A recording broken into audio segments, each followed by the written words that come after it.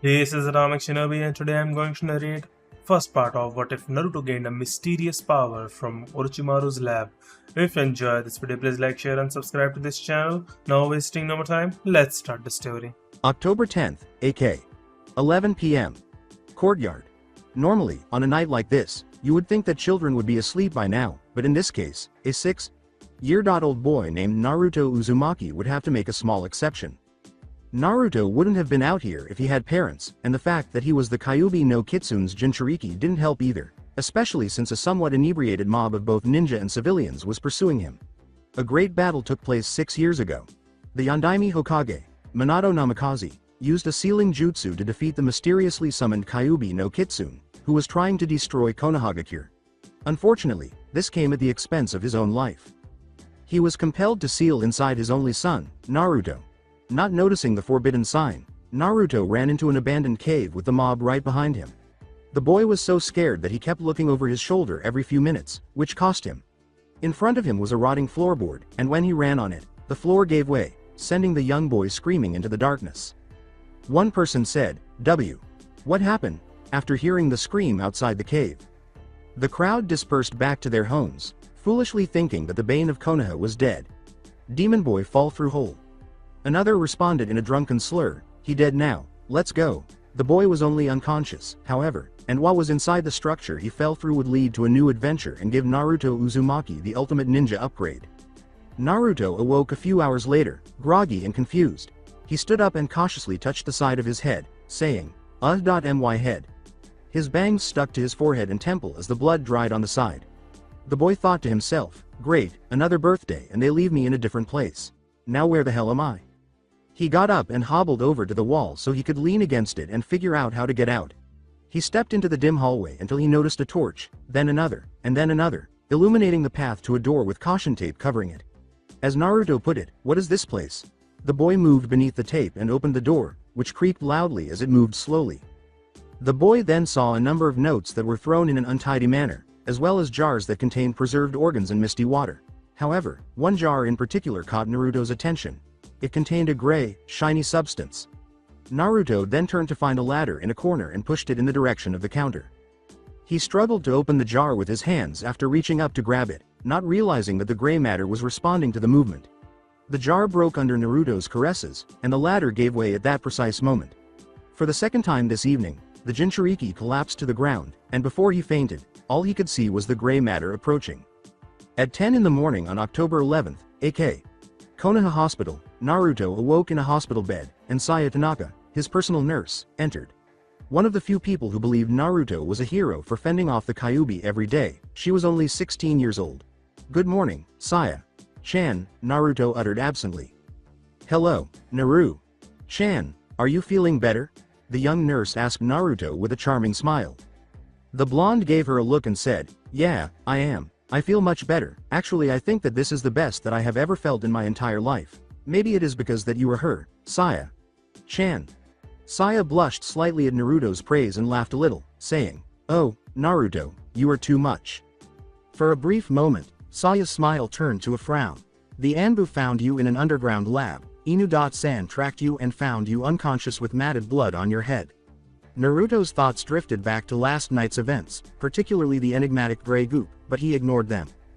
Naruto said sweetly, "Since I am fully healed, can I go now?" "Sure, come on, I will sign you out and then we can go see the Hokage." "Hokage. G.san, Naruto, you should respect him, he is the Hokage." "But he is old, besides I do respect him. Respect's earned, not given, unlike those old farts he calls advisors believe." Holding Naruto's hand while she completed signing him out, Saya laughed and the two walked confidently to the Hokage's office. The woman grinned at Saya as they arrived at the secretary's desk, but as soon as she saw Naruto, she said sharply, "I'm sorry, but the Hokage is busy right now." "Is that so, Kimiko.san?" a voice from the past said. "Gigi.san," exclaimed Naruto. He rushed to give the Sandaime Hokage Hiruzen Sarutobi a waist hug. Saya grinned at the woman's misfortune, and Kimiko went pale with terror. To which the god of Shinobi replied, "How are you, Naruto-chan?" "I am fine, Gigi.san. I can't explain it, but I feel so much better now." Naruto shook his head and said, "No, that happens every day, I mean, like I feel all energized and stuff. Sarutobi grinned and said, maybe it is because of Saya-chan. Saya blushed. The boy shook his head vigorously from side to side and ran off towards the academy, dragging Saya with him. Come on, Saya-chan, let's hurry or we will be late, the professor said, grinning at the boy. Sleep can energize the boy, maybe that is the cause. Now come along, you don't want to miss your first day at the academy, do you? Okay, I am coming, Naruto.kun. As the two continued, Sarutobi approached Kimiko. I am very disappointed in you, Kimiko. I thought that you would be better than that. The secretary's job is to allow all civilians and ninja to see me for their concerns. That includes Naruto.kun. Sir, Sarutobi raised his hand to silence the woman. I don't want to hear your excuses. I know the routine with several of my former secretaries. Taking your anger out on Naruto is not the answer. He is not the beast that is sealed deeply within him. Naruto is just like any other child, innocent, energetic, curious and full of life. If he were a demon, this place would be unpopulated at the time he would walk. He walked away. This is only the first warning, 3 strikes and you are out, Kimiko.san. Remember, you are not the only one who has lost someone to the fox and I hate the beast for it, but not Naruto. He is the hero of this village. Do well to remember that or you will regret it. Academy. Saya addressed him solemnly. Now remember, Naruto, be polite. Making a good first impression on your teachers will help you in the future. Saya whispered in Naruto's ear, if they are not polite to you at all, I give you permission to prank them good. Naruto responded. Okay, Saya-chan, I will, as he gave her a tight hug. Right, Saya-chan, Naruto exclaimed, his eyes gleaming mischievously. He dashed inside the building, where Sarutobi emerged and remarked, you have just unleashed hell on those poor teachers, Saya. Some of them need to lighten up or deserve it, plus he sees it as training. Running from Anbu, Jonin and Chunin helps him build his speed and agility and doing that actual task teaches him stealth, that is why I encourage him. Saya continued. I believe that Naruto.kun will be a great ninja and maybe someday, a great Hokage. Indeed he will, Saya, indeed he will. I have a feeling that is not all that you feel either. You like him, don't worry about the age thing. My third girlfriend before I met Bayako was only 13 years apart from me, plus he will be a ninja, Sarutobi said as Saya blushed slightly. Saya glanced at her feet, and Hiruzen giggled a little at how flushed her face was. Naruto. The boy hurried into the classroom and discovered students hurrying to sit next to their friends. He quickly located a seat and noticed that the person sitting next to it was a little bashful.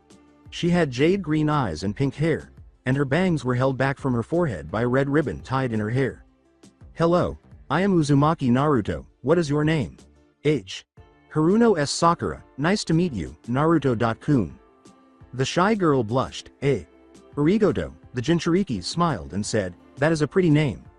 I hope that we can be great friends, Sakura, it will be fun to be in this class with you. Huh? You gotta speak up some, Sakura-chan, I can barely hear you. I keep telling her that too, a new voice said. Naruto turned to see a girl with blonde hair and pale blue eyes. Hello, I'm Yamanaka Ino. I see that you've met Sakura-chan, she said. Ino took the seat on Sakura's right side and said, I am Uzumaki Naruto, nice to meet you. Are those whiskers birthmarks? Ino asked Naruto.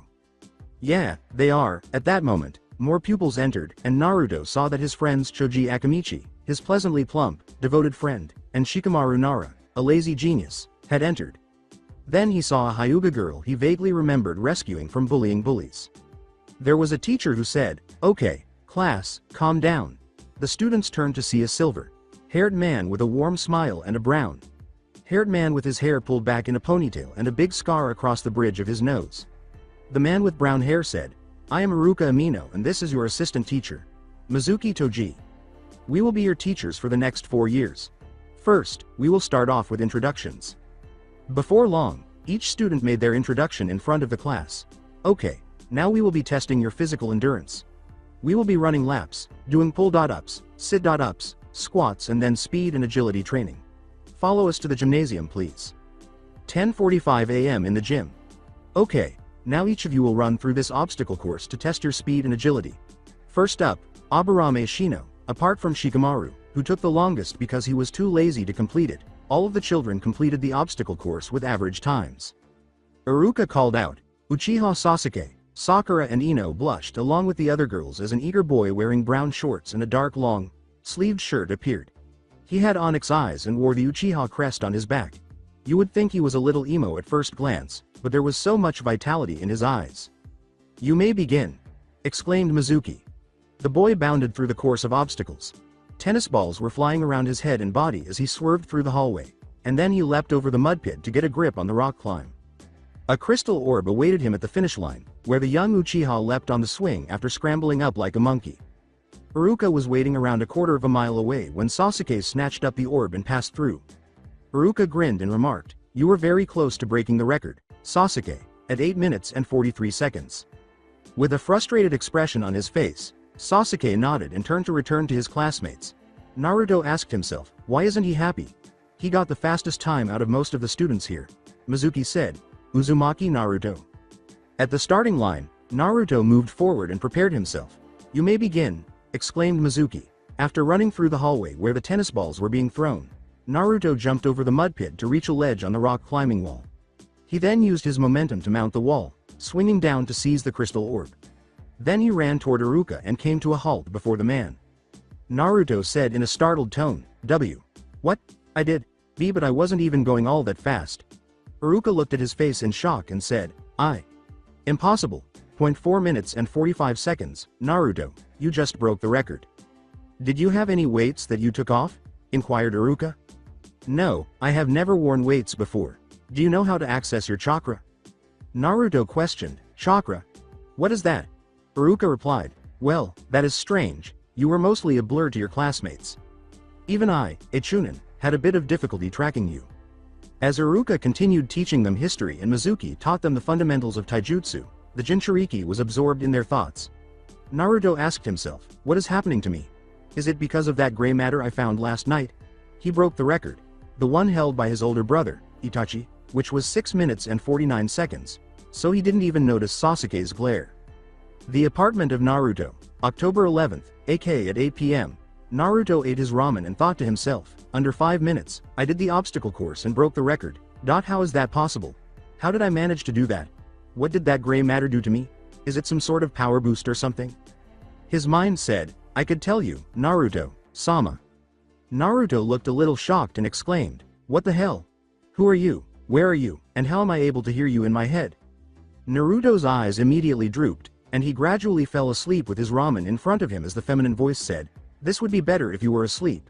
Hold on 1 second, Master Naruto. Program execute, forced sleep procedure in 5.4, 3, 2, 1. "Where am I?" Naruto asked as he awoke. There was a gravelly voice that said, "In your mind. Who are you? Where are you?" Naruto asked nervously after thinking, this was not the voice that contacted me earlier. "Behind you, Naruto." Naruto turned slowly to look behind him and saw a sinister smile with large white teeth twisted in 2 glowing red cat-like eyes. What the hell are you?" Naruto froze. "Me? I am the Kyuubi no Kitsune, you pathetic human. Now come and release me from this infernal prison, mortal."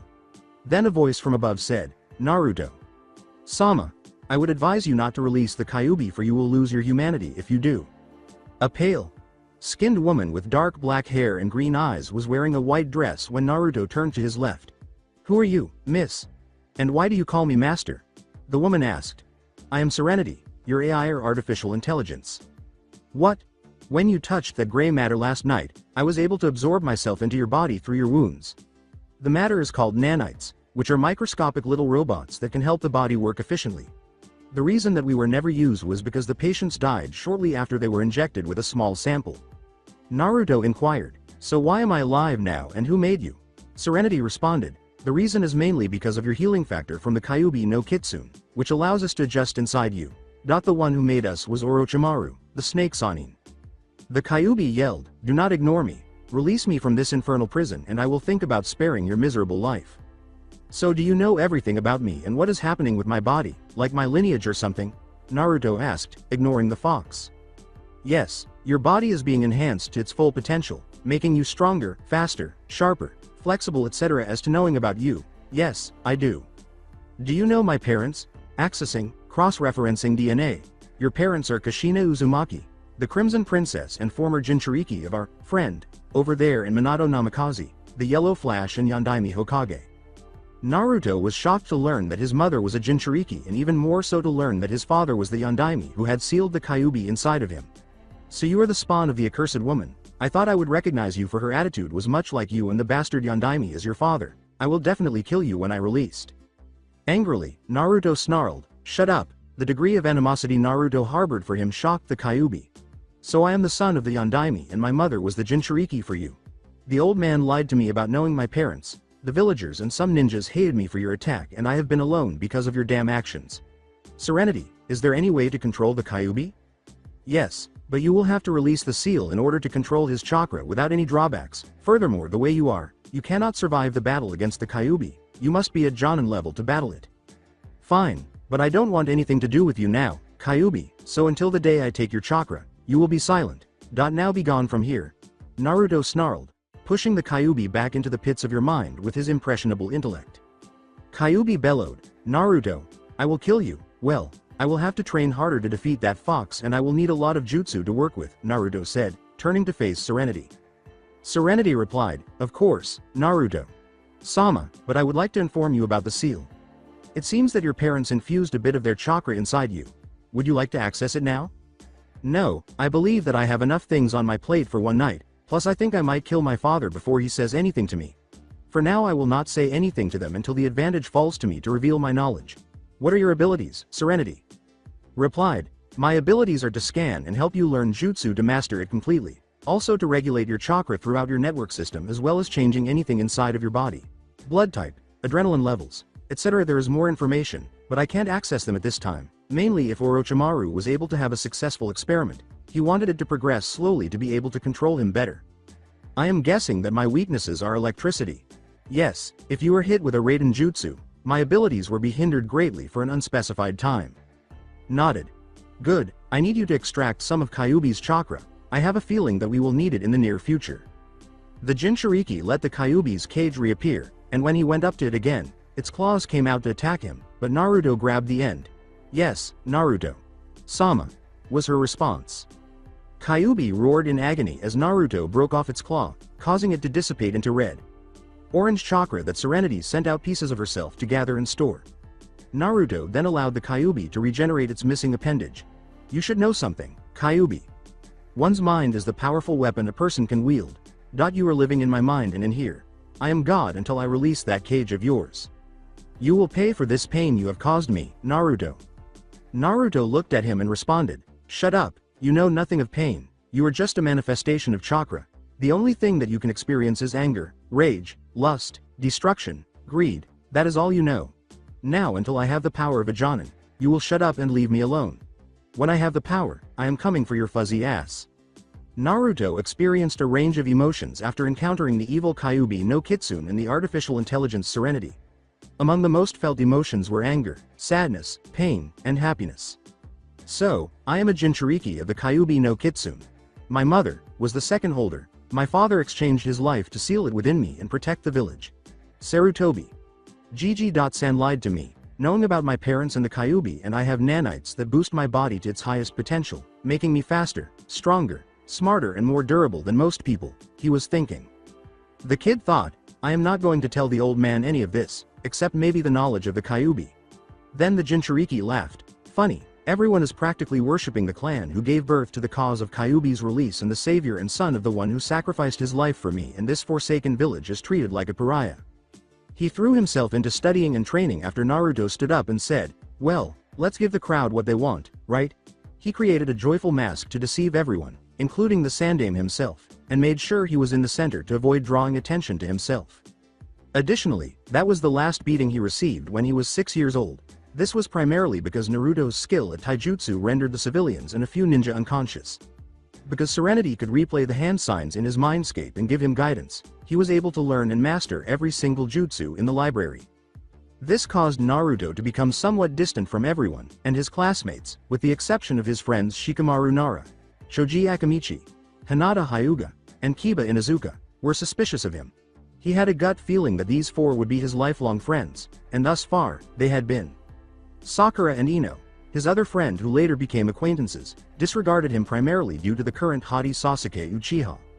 His own brother, Itachi, killed all of the Uchiha family members, aside from his mother, Makoto Uchiha, and Sasuke, about 6 or 7 years ago. This incident made Naruto a little sad because, aside from Makoto, Itachi was one of the few Uchihas he respected. Sasuke's mind was traumatized by the incident and became obsessed with training to face and kill his brother because of an unidentified genjutsu that his brother had cast. Naruto recalled the day he met Makoto on the brink of despair, as she was doing her best to guide him in the correct direction. Flashback. 2 years ago, Makoto was devastated after losing her husband, her brothers, sisters, and friends in a single night. Her prodigy son killed her. Furthermore, her son was transformed and developed an obsession with training until he was nearly unconscious in order to ensure that he would be the stronger person when he faced Itachi. She clutched the kunai in her hands and readied herself to stab herself in the heart, determined to die with her kinsman.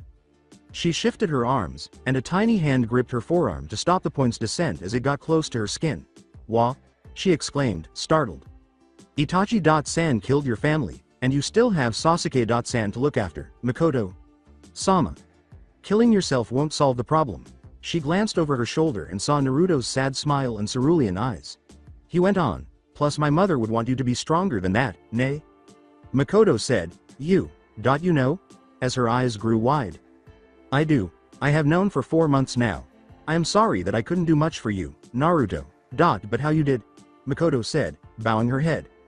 As he considered the Kyuubi in his stomach, Naruto remarked, "A certain fox told me, trust me. He is such a jackass. I have no idea how my mother dealt with him in the past for all those years. I am this close to making him into an Easter bunny with his mouth sewed shut. Thank you, Naruto-kun. Thank you for making me see the light again. Funny, you are just like your mother," Makoto said, laughing through her tears. Her dark ebony eyes met his, and she spontaneously planted a full kiss on his lips. Naruto's eyes widened slightly at her audacity, but he wasn't sure if it was a good idea to break away from it given her emotional state, so he returned the kiss. "You are welcome, Makoto-sama," Naruto grinned. In addition, when will he, the outcast of Konoha, get another kiss from an older woman? When a dark-haired woman sneezed, her husband asked, "Tsunami, are you alright?" Tsunami replied, "I am alright, Kaiza-kun. I think someone is talking about me. Probably your father in his sleep." A blonde woman sneezed as she pulled the lever at the gambling casino, revealing an orange, an apple, and a grape in the slots. "God damn it," she exclaimed. "Konoha. Wow, that was amazing," Naruto said as their lips parted. I'm sorry, I mean, Makoto said, covering her lips in a moment of surprise. Naruto grinned, "It is alright. You were emotional, and it takes away the worry of me having to lament on my first kiss if I happen to die on a mission." Makoto replied, "Glad you like it. Of course, you are a beautiful woman, who wouldn't like it?" Makoto's face flushed slightly, and Naruto remarked, But I am old enough to be your mother, besides if I did have a relationship with you, Makoto-chan, I don't think that Sasuke would approve of it at the moment, that is. Oh, trust me, I have seen people old enough to be my grandmother with a 21-year-old, now that was a mess you don't want to see." Makoto responded, "But you are right, if he was like Itachi, he would freak, but Sasuke was more inclined to my so-called husband, Fugaku. I take it that you didn't like him?" "No, I fell in love with him, but then he changed after the village was becoming distant after the Kyuubi attacked the village. Madara Uchiha was able to control the fox once when he fought against Hashirama Senju, so the suspicions aroused around our clan because of that factor." "He was able to control the Kyuubi?" asked Naruto, who was shocked. "Yes, but so could Hashirama Senju with his Mokuton bloodline. The only Senju that is left is Tsunade, the slug Sannin, and she is out of the village, plus she doesn't have the Mokuton bloodline. Therefore the suspicion was on the Uchiha clan. Soon my husband started planning and tension grew between him and Itachi after Itachi's friend, Shisui, mysteriously drowned in the river. Then Itachi came and attacked the clan." Naruto replied, "I see, so Madara was the one who sent the Kyuubi, the damn fox was right." "What? But he is dead, hell, he should be twice as old as the third Hokage. Think about it, Madara and Hashirama were the only one who could be able to control the Biju, including Kyuubi. Somehow my mother was weakened and Madara was able to release and control the Kyuubi. That explains the fact that the Kyuubi appeared out of nowhere. I am guessing that my mother was attacked at my birth since that would be the most vulnerable at that time, correct?" Makoto replied, "Why? Yes, when she had you, the seal that she had would weaken and the Kyuubi tried its best to get out. She told me that before she had you. Hey, she even asked me if giving birth would hurt, but it doesn't explain how Madara is alive. You said that Itachi's eyes were different, right? Yes, somehow he acquired the Mangekyo Sharingan. It is a theory, but what if Madara somehow got another level, much higher than the Mangekyo Sharingan? Do you know the history of Madara, or did he have any siblings? Yes, he did. His brother was Izuna Uchiha. They both were competing against each other and both of them acquired the Mangekyo Sharingan as well. But Madara's eyes dimmed and he turned blind, then Izuna died. Naruto had a moment to think, that is it. Madara must have took his brother's eyes when he died and had them implanted into him, making the eyes adjusted to his own and got more powerful eyes, making him immortal in a sense maybe. Makoto responded, is that even possible?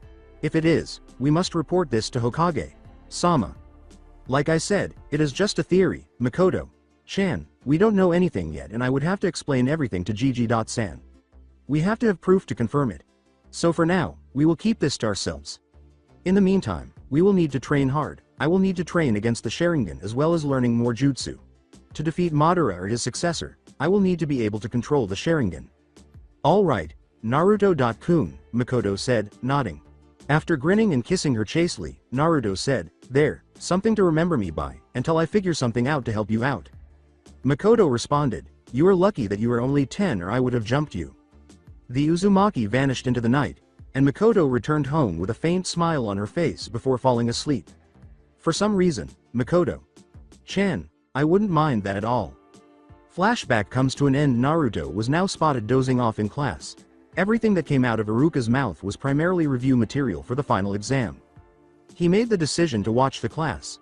Aside from Sasuke, everyone was essentially the same. Itachi caused Sasuke to grow distant and chilly over time, and Makoto was not benefiting from the council's meddling either. Naruto harbored resentment toward his mother because he developed an angst persona and frequently blamed her for his issues. Despite all of Naruto's covert attempts to persuade them to train, Sakura and Ino, his old friends, remained Sasuke's devoted fangirls. Ino only began training when her father made her. When Hinata was anxious, she would sometimes stammer and would frequently steal glances at Naruto. Naruto! Exclaimed Iruka. What do you want, Iruka-sensei? I want to pay attention to the lesson. To a pointless review of everything I have learned for the past 4 years, thanks, but I will pass on that. Then what is the Yondaime's most famous technique? Naruto responded languidly, which one? The Rasengan or the Hiraishin, because both of them were used fairly frequently. Who are the Sannin? Jiraiya, Tsunade and Orochimaru, former students of the third Hokage, Hiruzen Sarutobi. The only reason why they got the title was because they were the only survivors who battled against Hanzo of the Salamander and lived. Also Jiraiya is a known pervert. Tsunade sucks at gambling and Orochimaru is a traitor and likes to touch little boys. Sho, Hashirama Senju, company creator of Konohagakure along with Madara Uchiha, possessed the Mokuton bloodline. Are you done yet? Naruto assumed that Iruka's silence meant, yes, and lowered his head once more. Iruka said, now we will have sparring matches to determine the Rookie of the Year and Best Kunoichi of the Year. Naruto woke up shortly after, thinking, finally something interesting. The students lined up to receive their matchups. It was soon down to Naruto and Sasuke as the boys and girls fought it out. It is down to you two. Naruto. Sasuke, you will fight. The same rules apply. If you run out of the ring, you lose 1 point. You hit your opponent, that is a point. First one to get 3 hits win and become the Rookie of the Year. Iruka replied. The Chunin yelled, begin, as the two boys nodded and moved into their positions. You can't defeat me, Uzumaki. I am stronger than you, said Sasuke to the Uzumaki. Say that after you win the match, Sasuke-san. You are overestimating your strength here. HMPH, what do you know about strength? A lot more than you. I know how to gain more power, through friends. You have no one to lean on and that is why you will lose. It seems you have forgotten how to gain true strength, no less to wipe your own ass. Naruto was attacked by Sasuke, who lunged forward, but the Jinchuriki dodged his cross. When the Uchiha kicked the Jinchuriki in the head, the nanite enchanted boy grabbed his leg and raised it, throwing him aside. After repositioning himself, Sasuke ran to throw a flying kick at Naruto, but Naruto caught it. You are too slow, use your speed instead, that is your strength, not brute power, Sasuke-san. Shut up and stop blocking. In response, Naruto said, but that would defeat the purpose of the exercise. You can't expect an enemy ninja to just take your shots. Sasuke threw a barrage of punches, but Naruto blocked them. Then, deciding to put an end to the charade, Naruto moved into Sasuke's guard and attacked him. The cocky boy's head snapped to the right as he stepped forward and gave the Uchiha a left cross. Subsequently, the Jinchuriki charged in and delivered a right elbow to Sasuke's face. Sasuke made the fatal error of blocking the elbow strike to his head with two hands, which gave Naruto the chance to insert his left hand into Sasuke's stomach. After the boy staggered back, Naruto struck Sasuke in the neck with the back of his fist and then used his other arm to spin back into Sasuke's head, knocking him unconscious. Winner: Naruto Uzumaki. No way. Sasuke.kun couldn't be defeated, protested the fangirls, who did not include Ino or Sakura. The idiot must have cheated. Yeah, he is an idiot, only an idiot. Iruka massaged his temples. For the umpteenth time, will you shut the hell up? The Uchiha was brought down swiftly and he is even unconscious. Plus I am a censor, so I would know if chakra was being used at all, and Naruto hasn't done any ninjutsu or genjutsu. Wake up and face reality. Sasuke Uchiha lost the match. Congratulations, Naruto. You are the Rookie of the Year, he said, turning to face Naruto. Give the title to Sasuke.san. Why? Are you admitting to cheating? A girl then questioned. No, because I don't want the title to go to my head. Besides, now that Sasuke knows that I can beat him, he will begin to abhor the title until he beats me. As for the cheating, we are fucking ninja. We are supposed to cheat. The Kunoichi of the Year competition then started, but since most of the girls were fangirls, most people chose to ignore the fights because they were mainly catfights and shouting matches. It goes without saying that Hinata accepted her award as Kunoichi of the Year with grace, knowing that her stoic father would be pleased. Alright, you are dismissed. Tomorrow will be your graduating exam, so be sure to review the henge, kawarimi and bunshin. Iruka responded. After that, the class dispersed, and Naruto kindly brought Sasuke back to his house. In addition, the fangirls were beginning to frighten him with their strange glances at the unconscious Uchiha. Naruto asked telepathically, Serenity, have you discovered the cause of my inability to use the Bunshin no Jutsu? The amount of chakra that you are using for the Bunshin no Jutsu is overloading it. Even if you applied a little bit using your current chakra control, your chakra, mixed with a minuscule amount of the Kyuubi's chakra, destroys it slowly, causing the dead and pale look on your clones. The artificial intelligence answered. So I could never use the Bunshin no Jutsu. Oh, well, at least Miko-chan taught me the Tsuchi Bunshin no Jutsu beforehand. Useful for training, Naruto replied. Would you like to train in utilizing the Goryuka no Jutsu, Naruto-sama? Yes, please send me the hand signs. Naruto received the hand signals right away and practiced them until he fell into the forest. He heard the sounds of kunai clashing with one another when he woke up. When Naruto focused his hearing and saw that it was Mizuki and Iruka, he thought, funny, who would be training this late? I wonder who. Wait a minute. Mizuki and Iruka. Sensei fighting. That is a surprise, considering that they are friends. Well, all people have their disputes. Let's see if I can settle this. When the boy with the nanites entered the clearing, he saw that Mizuki was correct and that he was carrying a large scroll. Naruto hurried out to give Iruka a knee strike to the face after the silver-haired Chunin managed to knock him unconscious and was about to kill him. Mizuki said, you, and stood up, holding his nose. Yes, me. Going somewhere, Mizuki? Good, I could frame you for this. If you were dumb like that seal I put on you should have done. You stupid demon fox, Mizuki said with a sly smile. Seal? Naruto pondered. Serenity, check for all seals excluding the Shikifujin. Acknowledged. Scanning, scan complete. It seems that you have a total of 11 seals on your body. With the nanites, you broke the 2 Yamanaka seals that inhibits your ability to retain information. 4 seals hindering your chakra control, a loyalty seal, a vanity seal, a judgment seal, a paralysis seal in case you leave the village without consent, and a death seal. Naruto answered the AI, okay. I will take care of this issue later. At that point, Mizuki had finished his tirade, and Naruto launched a full-scale attack on the Chunin. The Chunin had no chance as Naruto beat him to death. When he removed the scroll from the vanquished Chunin, the Jutsu Cage Bunshin emerged. Serenity, make a copy of the scroll of seals please. Analyzing. The process will take 30 minutes and the Anbu Black Ops will be here in only 5 minutes. After Serenity completed copying the jutsu description and hand sign, Naruto rolled the scroll and approached the unconscious Iruka. Then just copy the Cage Bunshin instead. We will copy the scroll another time. That jutsu will be useful to use. While Naruto sat next to Iruka as he reviewed the seals on his body and Iruka was admitted to the hospital, the Anbu arrived and took the scroll. Homura Mitokado planted the death seal. Danzo Shimura planted the loyalty and paralysis seal. Mida Haruno, Sakura's aunt, planted the vanity seal. Fugaku Uchiha planted the judgment seal. Mizuki, Shisui Uchiha, Akito Akamichi, and Sengoku Inuzuka planted the chakra inhibitor seal, and Tora and Taka Yamanaka planted the 2 Yamanaka seals. In his rage, Naruto used the nanites that had stolen some of the Kyuubi's chakra to spend the entire night destroying the seal that had been placed on his body. Then, out of the sight of any shinobi or civilian onlookers, he ventured back into the forest. After practicing the hand signs until he could do them quickly, Naruto used chakra and exclaimed, "Kaiten! Goryuka no Jutsu!" A tiny fireball that resembled a dragon head materialized and struck a tree, scorching the bark. Good, it actually scorched the back, but the jutsu is supposed to be like the Gukakyu though? Unlike the great fireball jutsu, therefore it requires more chakra to produce the desired effect, Naruto. Sama.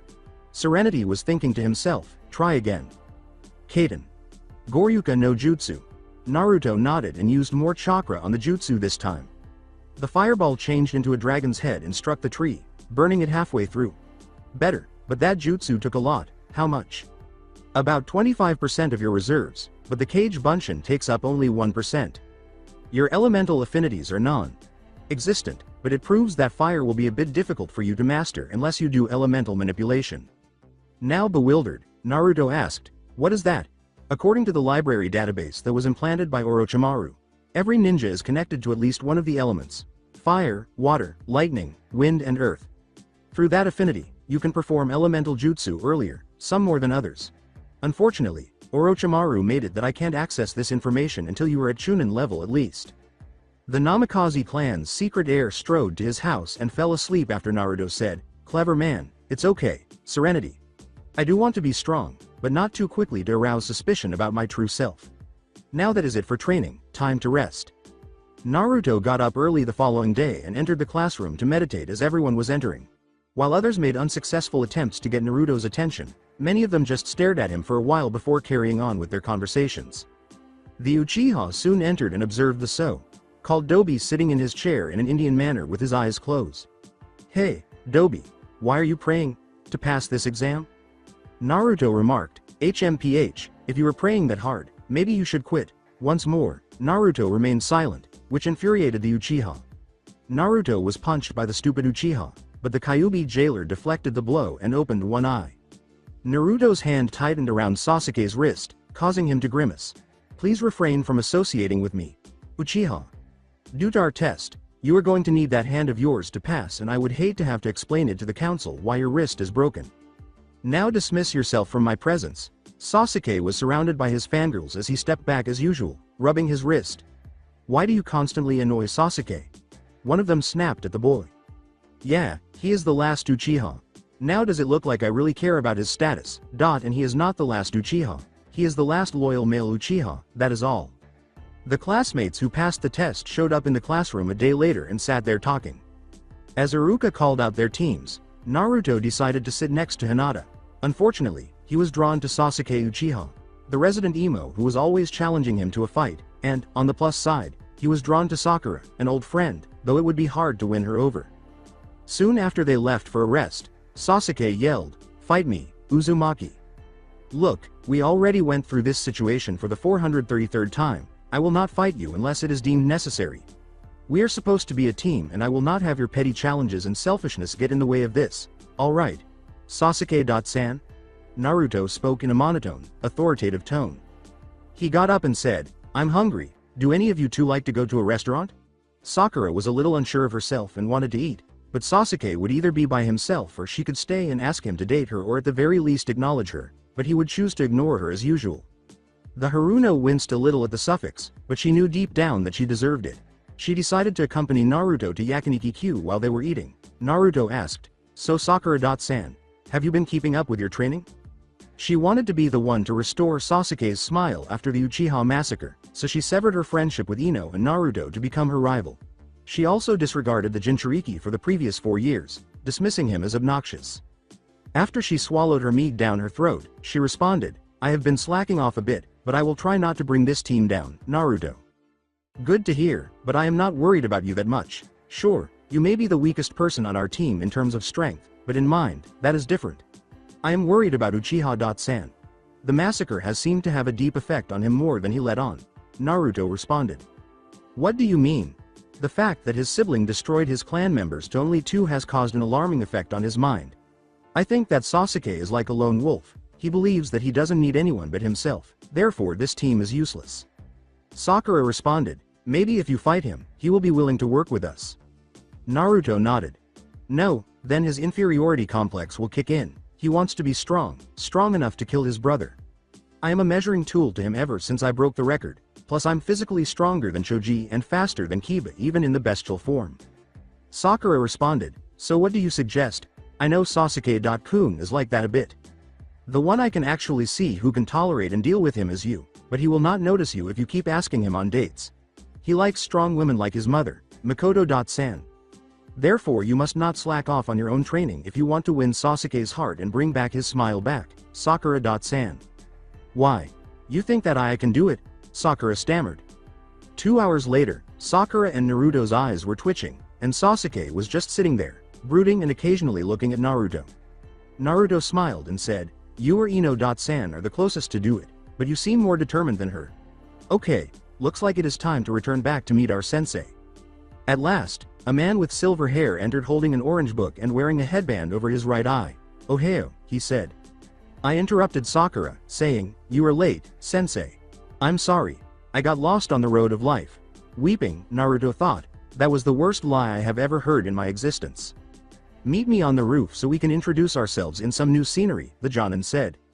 That's Kakashi Hitaki, the former Anbu commander, codename Inu, also known as Sharingan no Kakashi or the Copy Ninja, Serenity informed Naruto. According to reports, he possesses over 1,000 jutsu, and his eye was taken by his teammate Obito Uchiha, who was killed in action during the Third Great Shinobi War. Rin, another teammate, is missing and is thought to be dead. The 4 of them arrived at the roof, where Kakashi sat on the railing and the genin sat on the steps. Naruto thought, so Inu-san is here, never knew he was so late in crucial things, at least he wasn't late when he was in the Anbu Black Ops. Alright, now let's introduce ourselves, likes, dislikes, hobbies, etc., he replied. How about you start off, sensei? You are kind of suspicious, Sakura replied. Every genin thought he had just revealed his name, but Kakashi responded, okay, I'm Kakashi Hitaki, my likes, you don't need to know, my dislikes, my hobbies, I have lots of them in my dream, maybe later, your turn. I'm Sakura Haruno, my likes are Anmitsu and a certain boy, my dislikes are arguing and my rival Ino Yamanaka. My hobbies are sewing and dancing. My dream is to become a great kunoichi.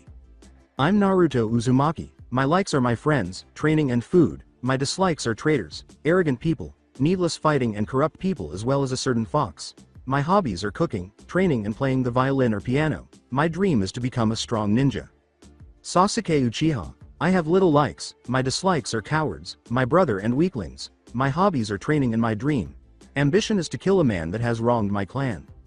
You know, Naruto replied, it is no secret that Itachi Uchiha, your brother killed your clan, Sasuke, you can say it out loud. After noticing that Sasuke was about to respond, Kakashi said, all right, enough. Just so you know, you are not technically genin yet. What? Sakura exclaimed, startled.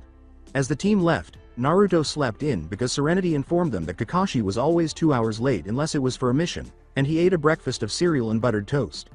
Yes, you must pass my test tomorrow, but the scary part is that this test has 66.6% chance of failure. Meet me at training area 3 at 8 in the morning and don't eat or you will throw up. He arrived at the training area to find Sakura and Sasuke looking a little angry, exhausted, and hungry. Sakura angrily remarked, where were you, Naruto? You are never late until now. I asked around about our sensei after we parted ways, turns out that he has a chronic lateness thing. He is always late by 2 or 3 hours unless the Hokage requested of him. Naruto partially lied. What are you doing, Uzumaki? Sasuke asked as the Jinchuriki removed his pack and started assembling a crossbow. Setting up traps, whatever the test is, we are going to have to fight him. How do you know that we are going to fight him? Asked Sasuke. As he tested the bolt, which sank into the tree he was aiming at, Naruto explained. He obviously said it, the training ground, you can't come here unless you are physically training and have a ninja license. Also he told us no to eat anything to make us weaker, more susceptible to getting tired. Naruto told himself, good, now to place them. He used wires to set up traps at strategic locations where he hoped Kakashi wouldn't notice them, and he made sure his teammates were keeping an eye on them so they could avoid them. Now, I will need the two of you to work with me, so we can pass whatever test we got. Why? You realized that you were weak? Demanded Sasuke. Uchiha, neither you nor I have the power or experience in defeating a Jonin. Level ninja. Kakashi. Sensei was once the student of the Yondaime Hokage, meaning that he is very powerful. Unless we can put aside our differences, we have absolutely no chance in winning at all. Naruto continued, in terms of fighting, he is much on the level of Itachi, maybe slightly lower. Plus we all don't want to go back to the academy, right? All right, but if this doesn't work, I am taking him out myself, Sasuke said with a grudging nod. Agreed, yo! Exclaimed Kakashi as he soon entered the clearing. You are late, yelled Sakura. Disregarding her, the Jonin placed 3 bentos on top of the stumps and took out an alarm clock. The 3 genin stood up as the silver-haired Jonin held out 2 bells on strings and said, your objective, to get these bells from me under the time limit. You can use ninjutsu, taijutsu, genjutsu, anything to get these bells from me. Okay, it is almost time. Kakashi said, listen up, I am only explaining this once. Sakura responded, what happened to the one who doesn't get a bell? That person will be tied to the stumps and watch as the rest of his or her teammates and myself eat a bento in front of them. When fighting me, I suggest that you come at me with lethal force. Kakashi was serious. Sasuke replied, HMPH, I bet all of us can kick your ass without breaking a sweat. So says the rookie of the year. Sasuke became enraged and rushed towards him while brandishing a kunai. As the Jonin took the Uchiha's armed hand and placed it behind the young Genin's head, Naruto's gaze followed Kakashi's movements. Ma, I didn't tell you guys to start yet. The smiling Kakashi said. He is very fast, I could hardly keep up with him a bit when he did that maneuver. Well, he is my father's best student due to his record. Naruto reflected. Okay, ready, start, the Jonin exclaimed, releasing Sasuke. Everyone dispersed into the bushes, and Kakashi glanced out, thinking, everyone is hidden well. Wait, Naruto, he disappeared? The Jonin abruptly moved forward, and Sakura pulled a string to set off one of Naruto's traps. 3 bolts were fired by a crossbow, and Kakashi leapt back, only to have a rope snag his ankle. In order to leap back into another crossbow trap, the Jonin swiftly severed the rope. How the hell did I not see this at all? All of these traps are well hidden, surely Sasuke nor Sakura couldn't have. Naruto. The Jonin was thinking to himself. As he gestured for Sasuke to enter the battle, Naruto grinned and said, looks like he has figured it out now for the Uchiha to lure over to the real trap while Sakura is setting up the grand finale. Kaden. Bukaku no Jutsu. The Uchiha yelled as he flipped through hand signals, and Kakashi's eyes widened. Even a genin shouldn't be able to do that jutsu yet either. Kakashi swapped himself out for a log, but a trap activated, launching kunai at the Jonin. In order to avoid them, the Yondaime's former pupil fled into the forest. He saw Sakura running and silently followed her until he reached a spot where Sakura was muttering, where is Sasuke-kun? Kakashi exhaled with relief and retorted, Sakura, behind you. Sakura remained silent as Kakashi said, Megan. Narukumi no Jutsu, before screamed and falling backwards. She turned to see him use a seal. Finally, something, said Kakashi, and then he heard Sakura yell, Fubaku Hojin. The explosive tags that were placed on 4 trees around Kakashi stopped the Jonin from moving. Good job, Sakura. We passed the test regardless that these aren't the real bells, Naruto said as he emerged to collect the bells. What? Asked Sakura. He slapped the clone, and it dissipated into a puff of smoke. That was the Kage Bunshin no Jutsu after 1 hit, he said. Come on, I think Kakashi and Sasuke are at the stumps. The stump. Each of you has passed. I am surprised that you 3 were able to work together despite that you didn't get the bells. Sakura responded, actually, sensei, Naruto was the one who figured out the test and all, plus he did set up the traps. So he was the one who did it, Kakashi thought, fitting his profile as a bit of a strategist like Shikamaru. Then he said, look at this stone. This stone holds the names of all of the ninjas, who gladly gave their lives for this village, so I want you to remember this. Those who break the rules are trash, but those who abandon their comrades are worse than trash. Somehow, he must have persuaded the 2 of them to cooperate. Kakashi said, all right, while we eat, I need to know what are your jutsu, strengths and weaknesses. Sasuke replied, I know my family jutsu, which are all Kaden jutsu, the academy jutsu, taijutsu. I don't pay attention to my weaknesses. Naruto smiled softly, thinking, oh, the way he said that was kind of cool. Sakura responded, I have good chakra control, taijutsu and only know the academy jutsu, my weaknesses are stamina and arsenal of jutsu. Replied that, I know all of the D-rank jutsu in this village and can perform them without hand signs, some of the C-rank, taijutsu. My weaknesses are genjutsu, almost practically the whole library is my arsenal as of this moment. What?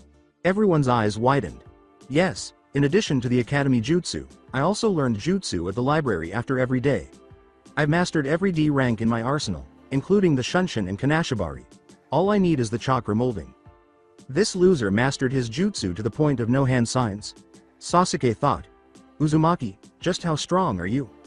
Then he said, alright, then, Team 7 will officially start their mission first thing in the afternoon tomorrow. This is particular, but he shouldn't be able to progress this fast with those seals on his mind, Kakashi said, before they all returned home. An Anbu with a Neko mask on her face interrupted Naruto as she was making her way home. Naruto gave a silent nod, and the woman led the young ninja to the tower. Uzumaki-san, Hokage.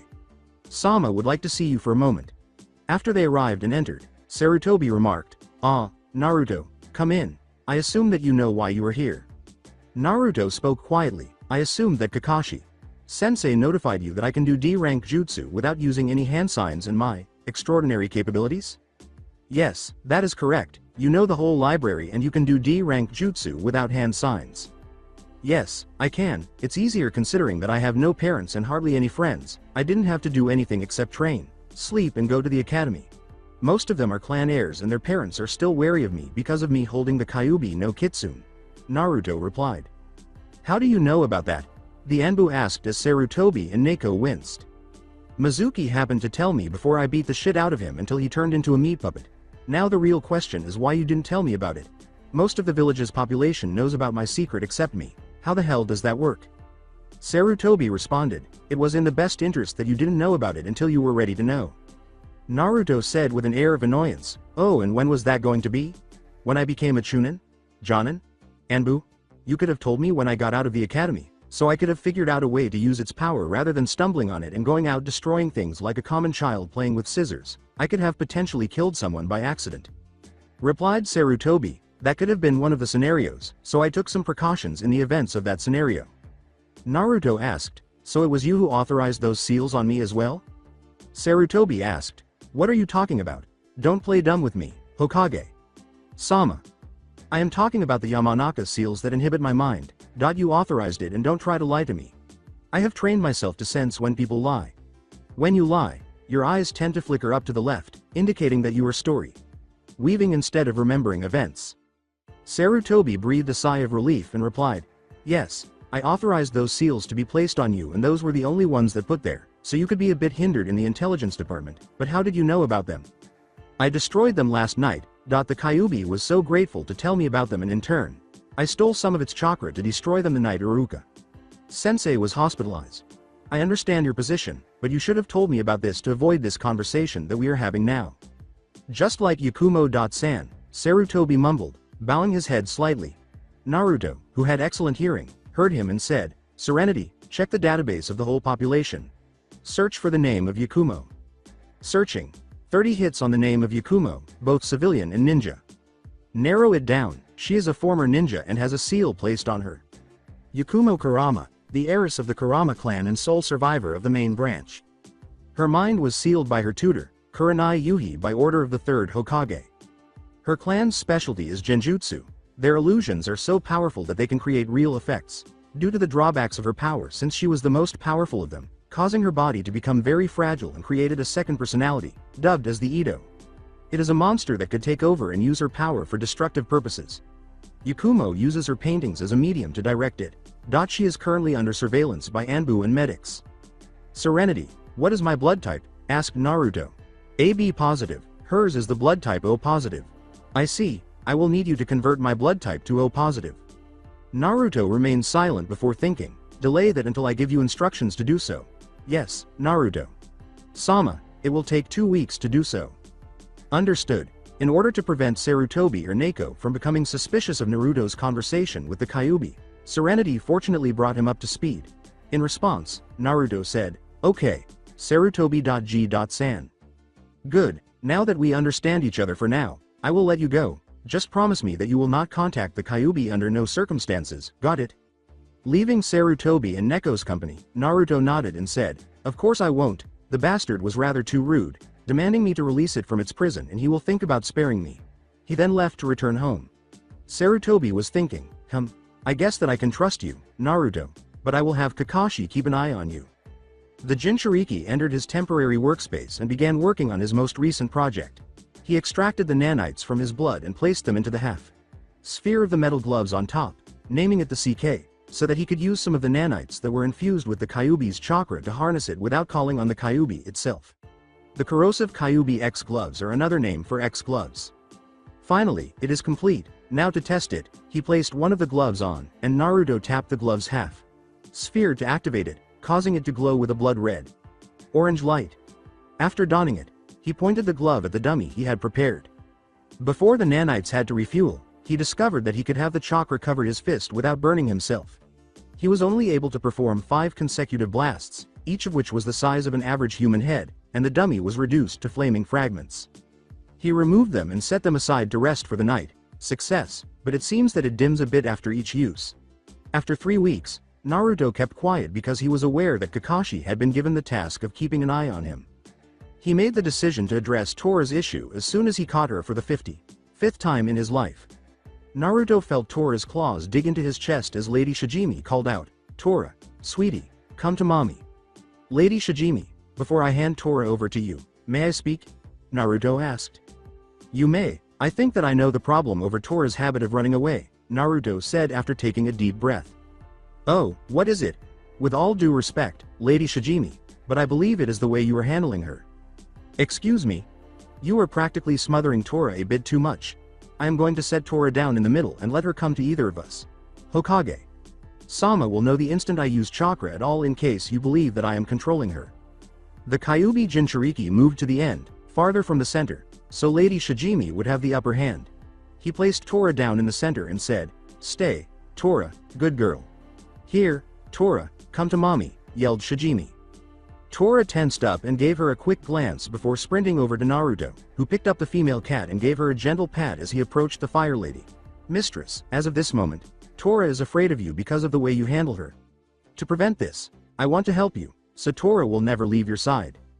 For the next 20 minutes, he demonstrated to the Fire Lady how to hold and tend to Tora. Thanks, what is your name, young man? Said Lady Shijimi as Tora soon settled into her owner's embrace. Naruto Uzumaki, at your service, ma'am. Naruto, thank you for helping me with Tora, you took quite a risk there. As he scratched her chin, Naruto grinned and said, taking risks to help others is a part of the ninja's job description. He then turned to face Tora and said, now you behave, Tora. Got it? Tora purred and meowed softly, showing that she was content, and Naruto grinned, good. Lady Shijimi gave him a favor card and said he could ask her or her husband for it before leaving the Hokage tower. Hokage. Sama, can we have a better mission than doing these chores please? Sasuke asked, turning to face the Hokage. Replied, I am sorry, Sasuke, but you are not experienced enough to handle a C-rank mission, you are merely rookies. The Uchiha countered, and how exactly D-rank missions are supposed to ready us for C-rank missions in the future? Considering the fact that most genin die on mere C-rank missions are high, going on one C-rank for at least once a month could prepare new genin to act accordingly. Naruto was thinking, it seems that Sasuke tends to grow a brain miraculously when he wants something. Pulling a scroll from the C pile, Sarutobi thought, he is right. Let's see how Team 7 handles a C-rank mission. Alright, Team 7, you will escort a man back to his village, protecting him from bandits. Send the client please. What is this? All I get are snot-nosed brats, said an elderly man holding a sake bottle and a straw hat as he suddenly materialized in the doorway. Would you rather leave us leave you at the mercy of whoever wants you and the money you have? The Jinchuriki asked coolly. The man quickly stopped talking, and Naruto retorted, I thought so. I'm Tazuna, a renowned bridge builder, and I expect you all to protect me with your lives. Team, Kakashi said, turning to his genin, I want you to pack for at least 2 weeks and meet back at 1100 hours. Gates. Sakura, Sasuke, and Tazuna arrived at the gate at 10:30, followed by Kakashi at 10:45.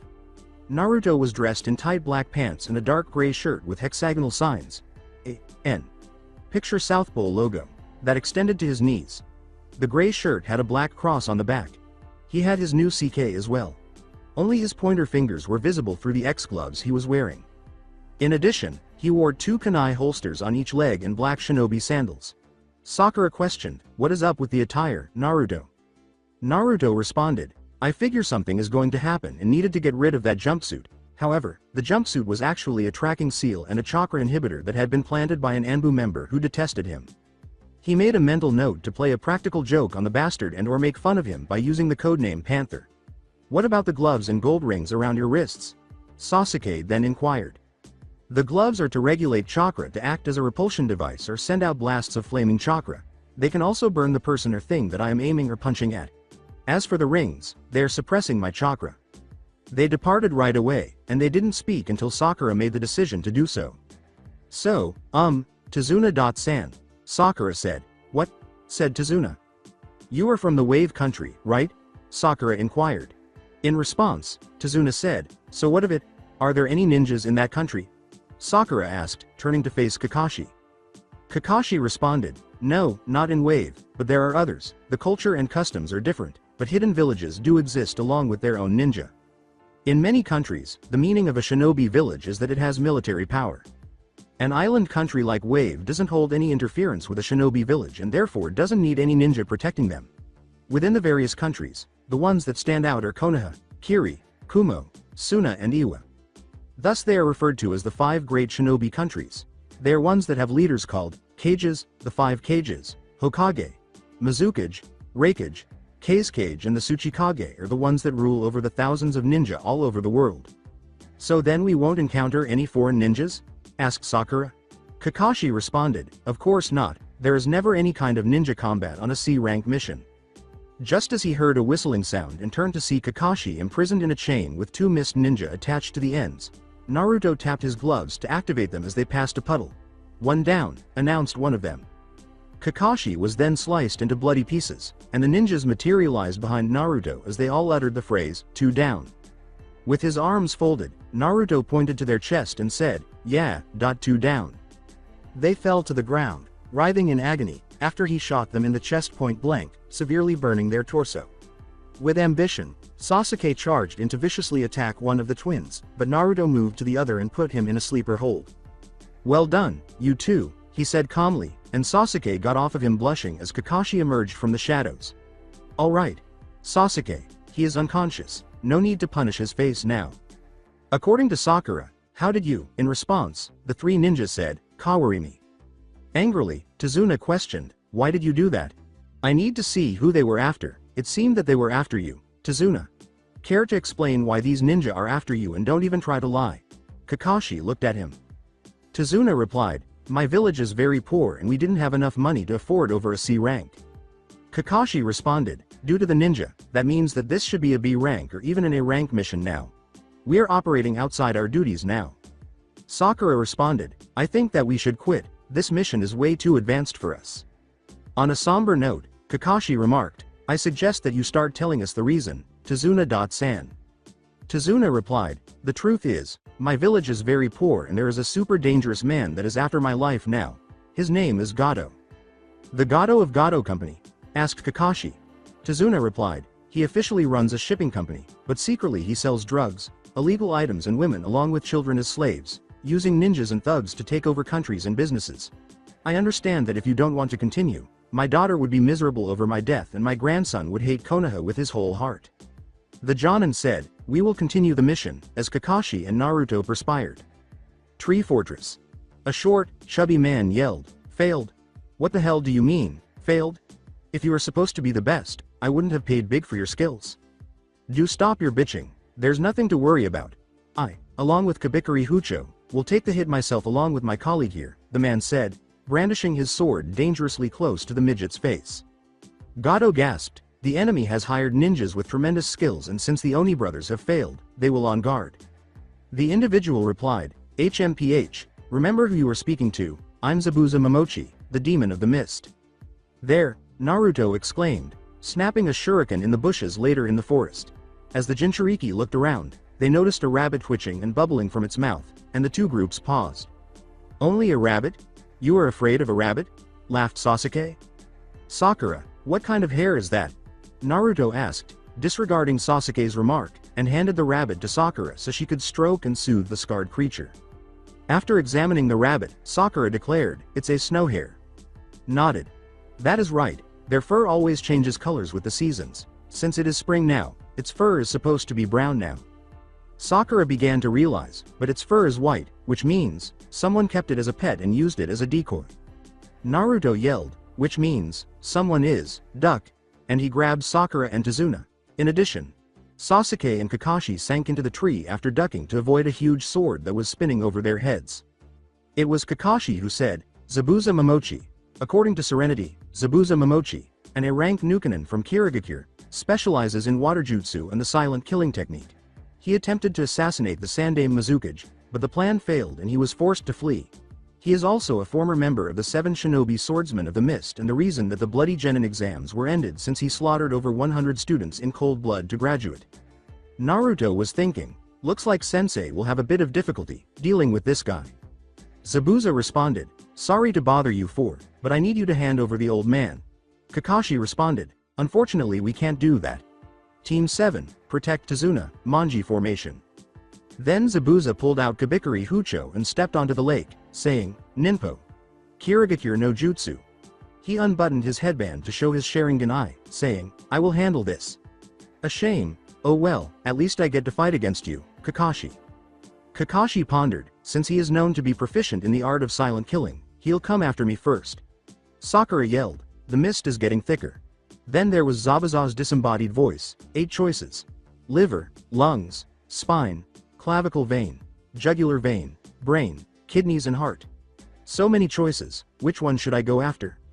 Everyone was then hit by a blast of murderous intent, but Naruto was able to shake it off because of the mob attacks, while Sasuke was freaking out and clutching his kunai.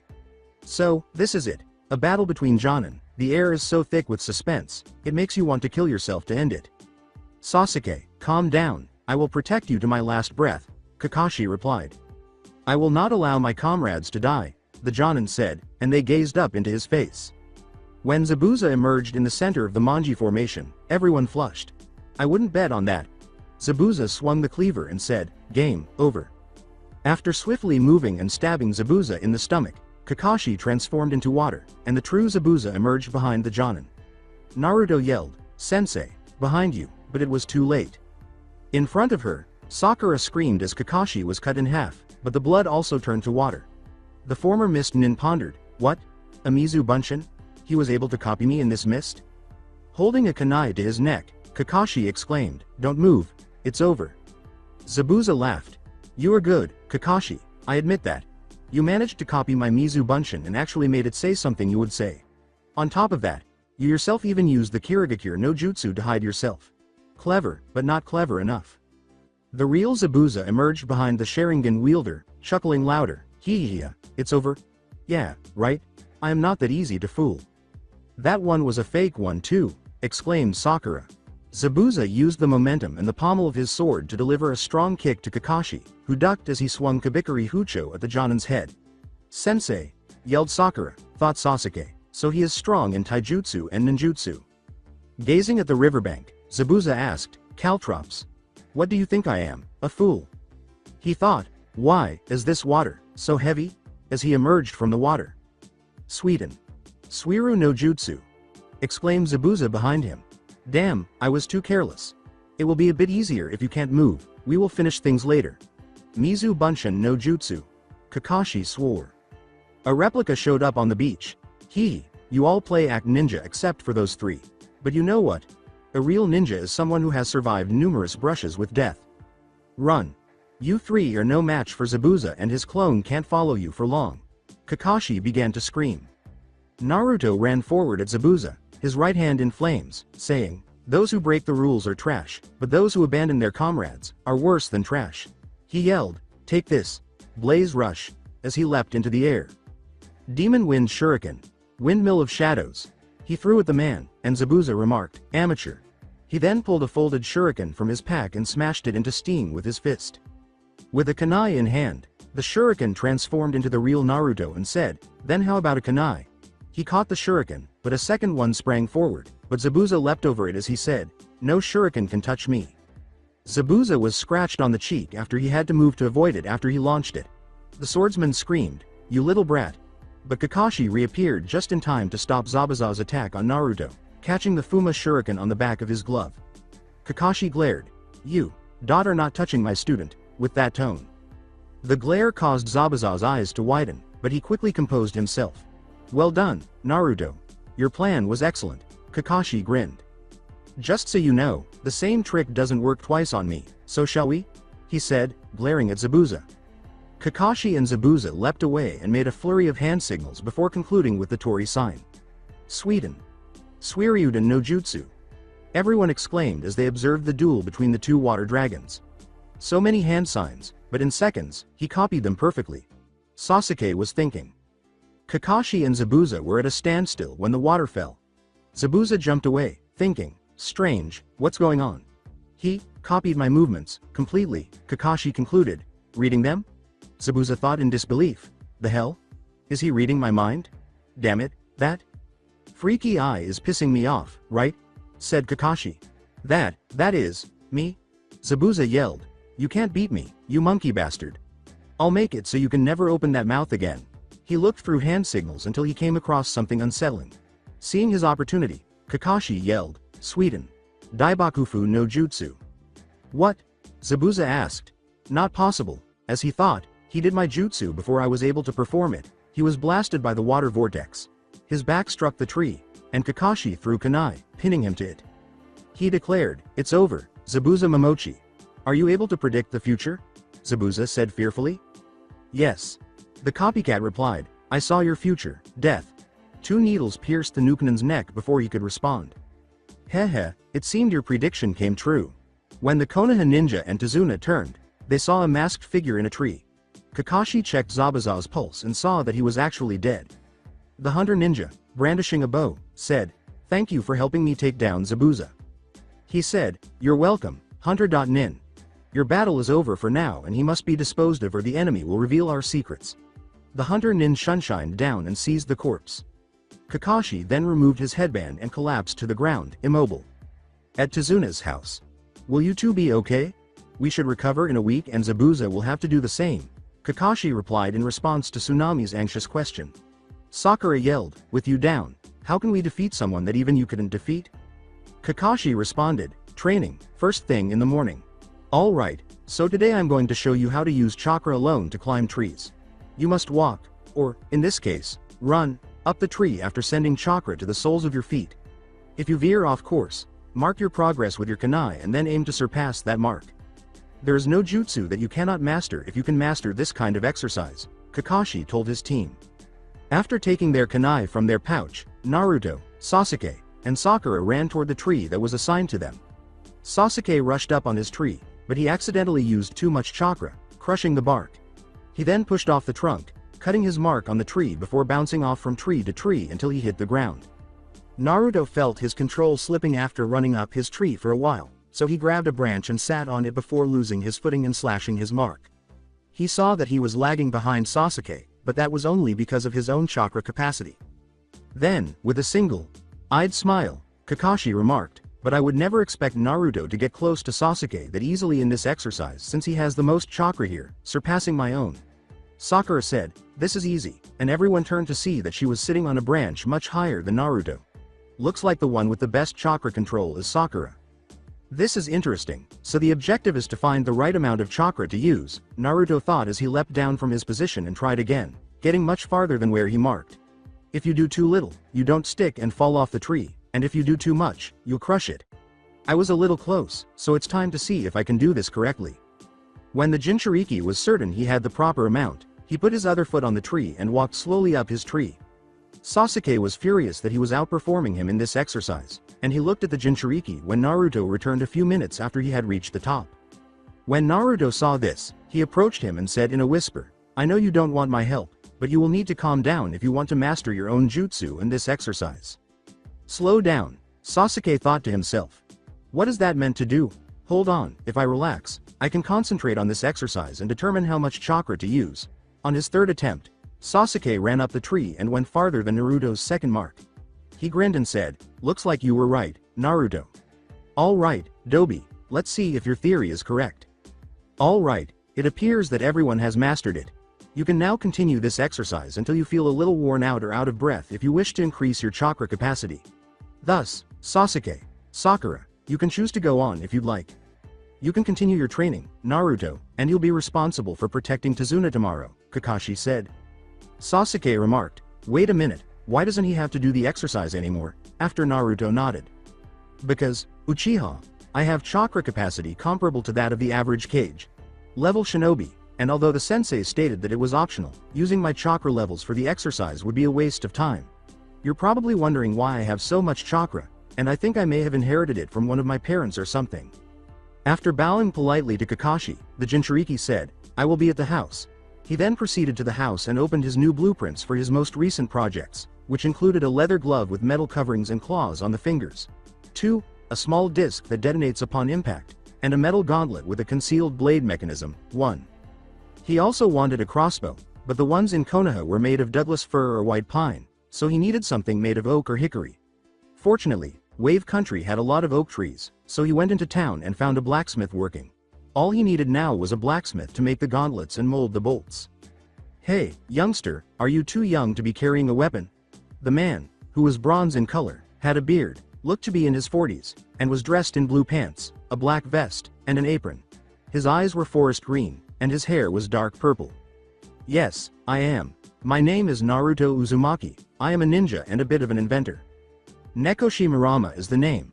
I take it you're one of the men Tazuna hired. What are you in need of?" "To protect my hand, I would like you to make 2 gauntlets. One made of metal and the other made of leather with metal covering it. A 4 and a ½ blade will be concealed inside the metal gauntlet. Do you have enough metal for a crossbow, too? I need at least 100 bolts." Replied Nekoshi, "Unfortunately I don't. I have been making weapons for Gato's men. It is the only reason why my establishment is still up, but I will have to thank them a bit since the money I used was for Tazuna to hire you guys." Naruto opened a big slab of metal he had and removed a scroll from his pouch. "Will this work?" "This is enough to make twice your bolts and have some left over to make your gauntlets," said Nekoshi with a smile. The Jinchuriki went into the woods to find Sakura leaning against her tree and Sasuke running up the tree once more. Naruto nodded and said, "Here are the plans. I will be back to pay you when it is finished. It will take me roughly 3 days to finish all of them." In order to scan their bodies, Naruto said, "Serenity, check chakra levels of subject Sasuke Uchiha and subject Sakura Haruno." Serenity responded, "Sasuke Uchiha currently has 34% of his chakra left and Sakura has only 40% of her chakra." His eyes became cybernetic and widened like a camera's lens. Naruto thought to himself, "Time to train. I guess I could help Sakura out tomorrow. She looks very tired as it is." The reclusive boy went to a tree and started practicing his punches and kick combos and taijutsu moves until Kakashi called them all back to the house for dinner at the end of the day. March 23rd, AK. 2 p.m. Bridge. Naruto was working hard and thought it would be a good idea to use Kage Bunshin to help with the bridge and to keep a close watch on Tazuna, since he wasn't a major concern on his reserves. Additionally, he quickly realized that after a clone was dispelled, information was given to the original user. He knew that, to him, this was the best training regimen for someone like him. "Huh? You want to stop, Gichi?" "What do you mean?" Tazuna said, completely taken aback and incredulous. Gichi responded, "It's too dangerous to work on this now. Gato is much too strong." Naruto looked over and saw his client and his old friend fighting. Tazuna gritted his teeth and said, "Fine, but I am not giving up. He can threaten me all he wants, but I will not stop until this bridge is finished. Gichi, you don't have to come in tomorrow." The old man grabbed a board and went to work on the bridge. Later, Naruto and Tazuna went to the grocery store to buy food, but the Jinchuriki scowled at the condition of the village, saw how his eyes lit up when he gave him some candy, and was shocked to see that a mere child had to beg for food. That night, Sakura saw a ripped picture on the wall, which led Tazuna to recount the tale of Kaisa's life and death at Gato's hands. Naruto clenched his gloved fist and thought, "I am going to make sure that this bridge is completed. No one will stop us this from happening." Sakura questioned Naruto as he approached the door. "Where are you going, Naruto? It's getting dark outside." "To train a bit, I might be late," he replied, leaving the house and heading deep into the woods to train until he passed out from exhaustion. A pretty girl wearing a pink yukata with a black ribbon around her neck woke him up shortly after.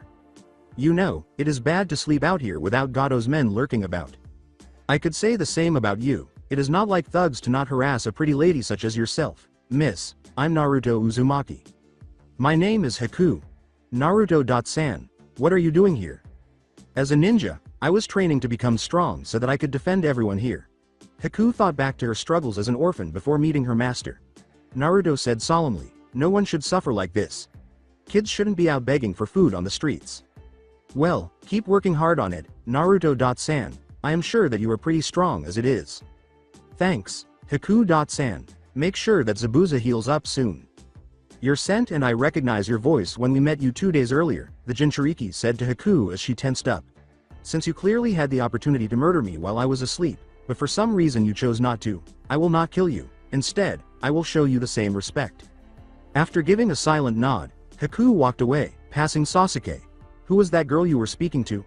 As he observed her, Sasuke asked his teammate inquisitively. She was the one who kindly woke me up before you came here in exchange for me helping her gather herbs for her ailing father. However, I never managed to get her name. Naruto answered. The Jinchuriki nodded, aware that this mission had become a little more difficult. Sasuke dismissed the response and said, whatever, come on. Kakashi needs us to watch Tazuna-san again. He would have to confront Haku and Zabuza later in the week to find out if he could actually kill her after all, as he saw a hint of sadness in her eyes that suggested she didn't want to be killed as well. At 7 p.m. on March 25th, AK, Team 7 arrived at Tazuna's house to join her small family for dinner. They were somewhat pleased because they had all learned a jutsu from Kakashi during the week.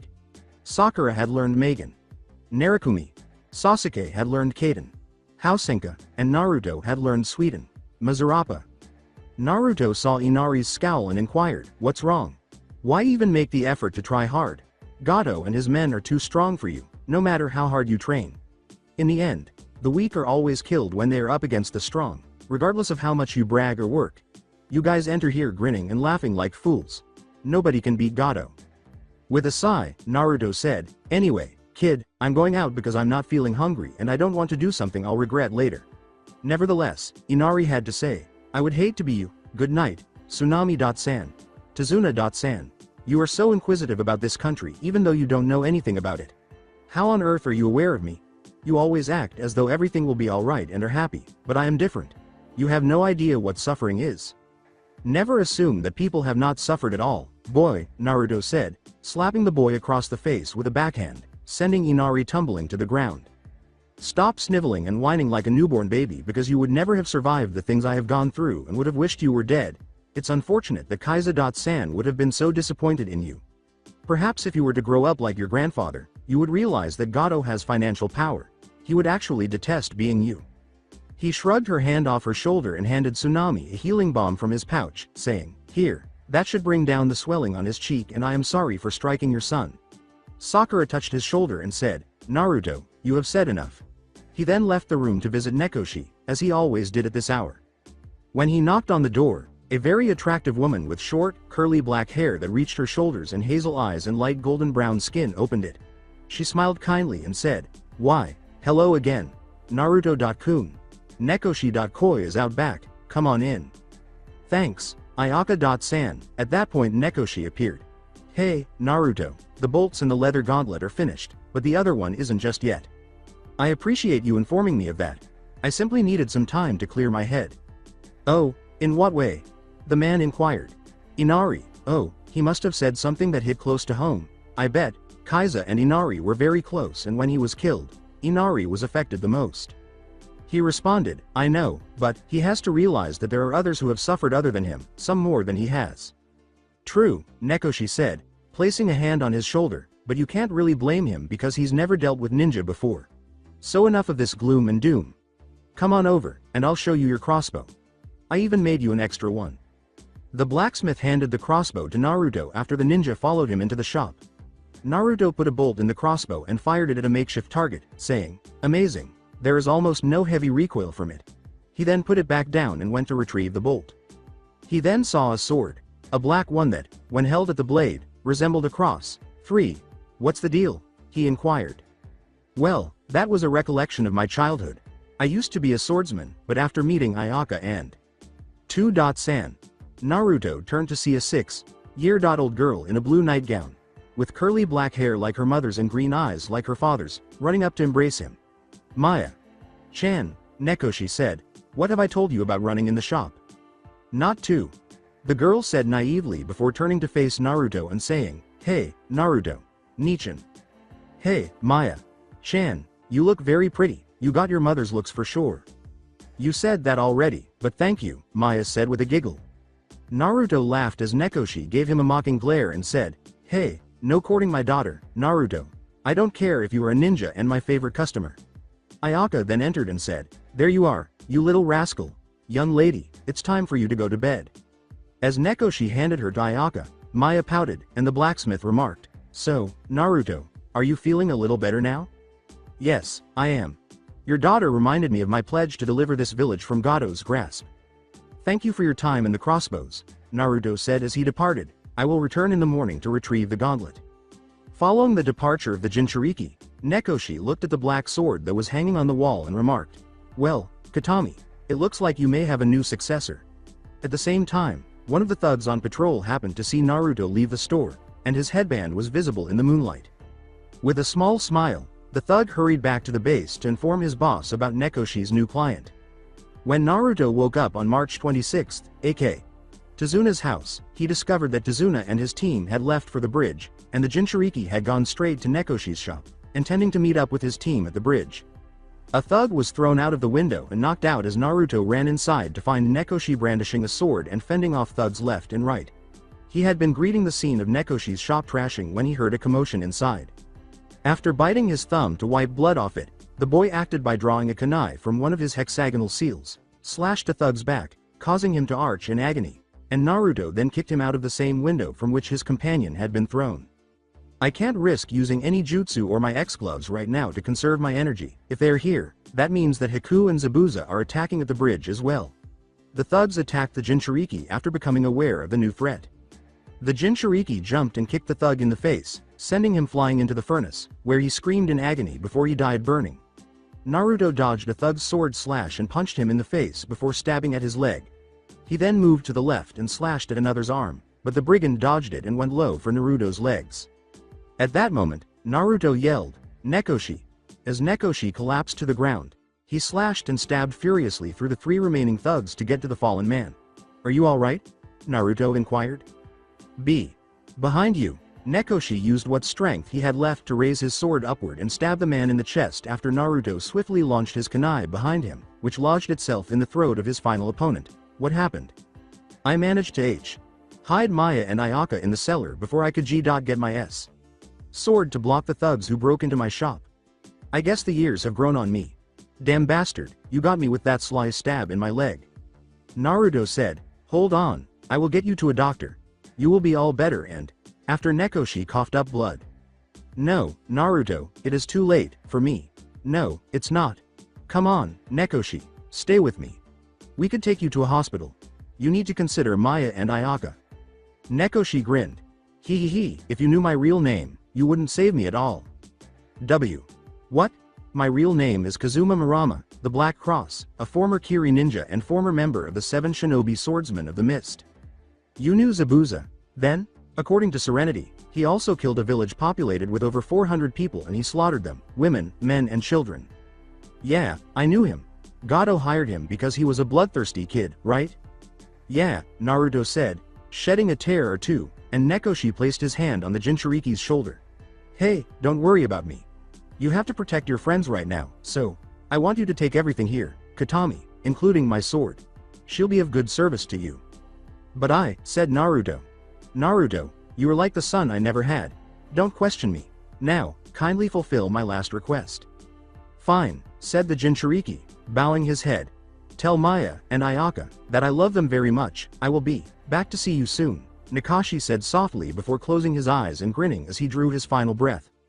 Naruto was devastated and wept over the death of his friend, who for a brief time had been like a father figure to him. Naruto swiftly got up and prepared for battle, taking everything with him. He sealed the weapons in a scroll and had Katami seal his hexagonal sign on his upper right thigh. Then all of his sadness turned to anger, and that anger turned to rage. After that, He went to the cellar and opened it to see Ayaka emerge swinging wildly with a flying pan. Naruto grabbed her wrist and said, "Ayaka, it's me, Naruto." She opened her eyes and asked, "Naruto-kun, where is Nekoshi-kun?" The Jinchuriki stated, "It was probably my fault that I arrived too late and was unable to save him. Your family must have been the target of wrath from one of Gato's men who saw me wearing my headband. I sincerely apologize, Ayaka-san." Ayaka wiped away her tears at her husband's death and gave Naruto a hug, saying, "You see, it's not your fault, Naruto. Nekoshi was poisoned during his last battle, and the poison attacked his muscles. He was unable to use chakra at all or engage in any physically demanding activities like sword fighting. He was gradually killing himself by working as a blacksmith, and the doctors informed us that this would be his final year with us." "How about Maya-chan, though? Has she been informed of his condition?" asked Naruto. "Yes, but she still believes that he will never die, but I do think that she knows that Nekoshi will be gone.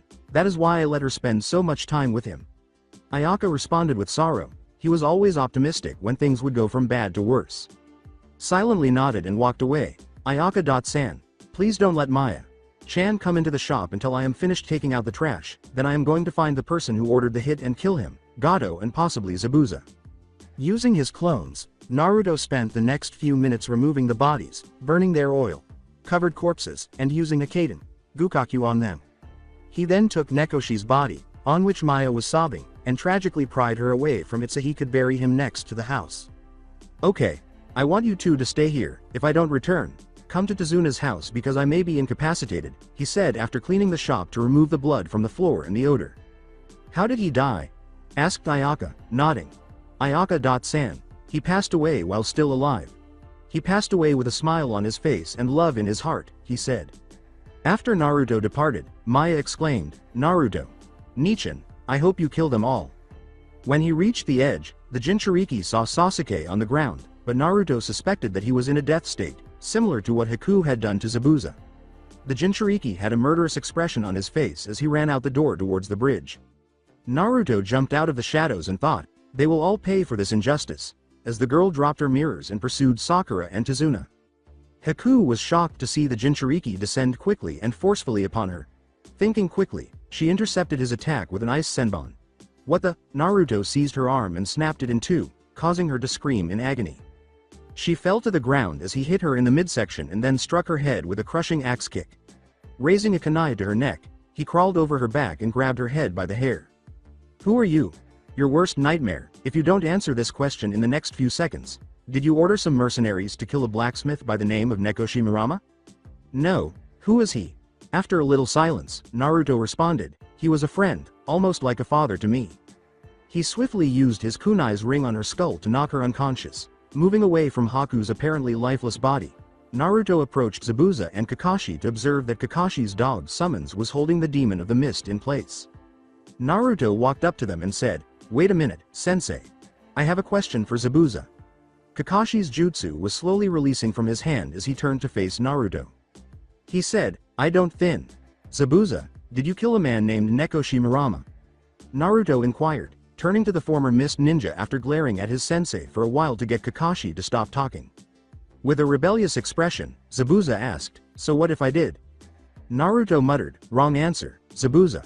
Without even noticing, he activated his glove and released a more potent flame than before. "Answer me," the child said, holding the corrosive flames at the Jonin's chest. After a long moment of grimacing in agony, Zabuza yelled, "Ag," and "No, I didn't," as the youngster shoved it closer. The man's chest was removed by Naruto, who then remarked, "I see. So Gato is the one responsible for his death. Thank you for telling me the truth." As the boy turned to go, he heard laughter coming from the opposite side of the incomplete bridge. Everyone looked back to see Gato standing before his 100-strong warriors. The short, chubby man laughed and said, "Looks like you couldn't finish the job at all, huh? Don't worry, I will finish it for you, and I am afraid that I will have to kill you too." Naruto exclaimed, "Oi, did you kill a man named Nekoshi?" "Why, yes. His usefulness had ran out since that all my men were supplied with weapons," Gato replied.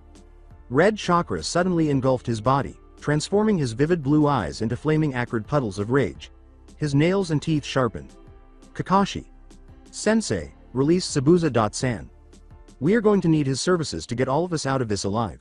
He should be fine with that burn on his chest since it is second degree only.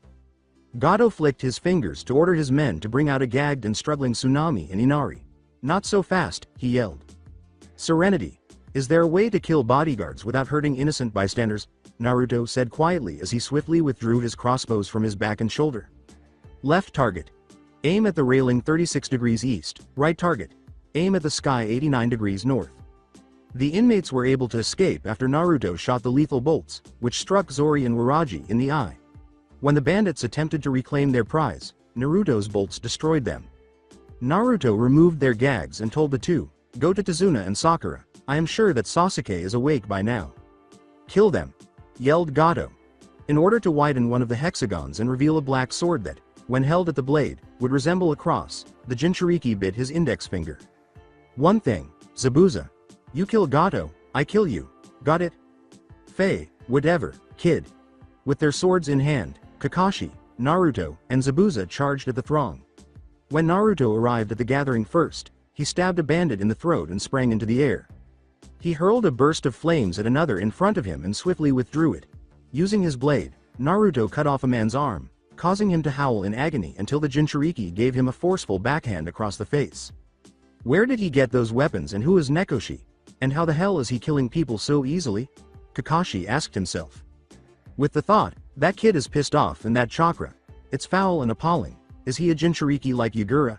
Zabuza cut down the middle of the waists of 3 robbers.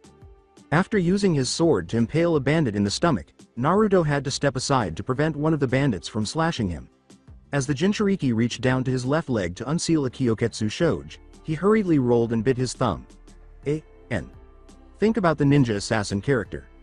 The goons that surrounded him retreated in terror as the Jinchuriki started to spin around. "Get over here," the child yelled as he finally sent it out to attack a random criminal. He then pulled the chain, sending the thug forward into a clothesline maneuver. Then, to force the thugs to avoid him once more, he tore out the blade downwards before drawing it out and swinging it around his head.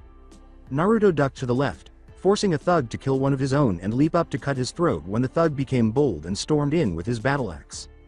As the thugs gathered to murder the child, he swiftly sealed the Kyoketsu Shoge in its seal after reaching for his blade and removing it from the body. "It is just one kid. How the hell does one kid kill 10 of us in 6 minutes?" said one of them. As he pointed the blade at them, Naruto raised Katami and said, "All of you will die alongside him. It is because I have a goal and that goal is to avenge my fallen friend, Nekoshi Murama. Your boss made the mistake of killing him and now." That sword, that is the Black Cross sword. Zabuza was thinking, "So Kazuma, you entrusted that sword to that boy, huh? Hey, I guess that looking at him now, is a lot like you. Please spare us, we will leave this village and..." "No, there is no escape. There is no guarantee that you will not try to harm an innocent except for one possible outcome, your deaths. You made a wife lose her husband and a daughter, her father. I am acting on the will of those two and my friend, will be avenged." Wait a moment. A kunai that Naruto hurled at the demonstrating thug got stuck in his throat. The Jinchuriki pulled out his crossbows and slipped his blade safely through the loop of his belt. With their final cries echoing through the air, he leapt into the air and launched bolts at the group, bringing them down. Nekoshi placed seals on the crossbows to reload every time I shoot a bolt. "Thank you, my friend. Your sacrifice will not be in vain." As soon as he realized he was out of ammunition, he holstered his back after taking out more than 20 criminals with the crossbows before drawing Katami. After stabbing one in the chest, he delivered a roundhouse kick to another. He used his left Mel Cestus hand to punch a thug after blocking his overhand blow. After dodging a blow, Naruto chopped off a bandit's head. He was only interested in killing Gato to exact revenge for Nekoshi's death. He didn't care about the blood and bloodshed he was causing or the cries of pain all around him. After being brought back to reality by a cut on his arm, Naruto struck him in the face before removing his legs. The bandit's status between Naruto and the Jonin was either dismembered, dead, or fleeing from the bridge out of sheer terror. "Please, let me go. I won't stay in this village anymore. I can give you money, power, women. Anything." The weeping Gato begged the kid as the Jinchuriki turned to face him. "Can you give back life?" "No, you can. Because of your greed, a woman and daughter are crying for the loss of their family member."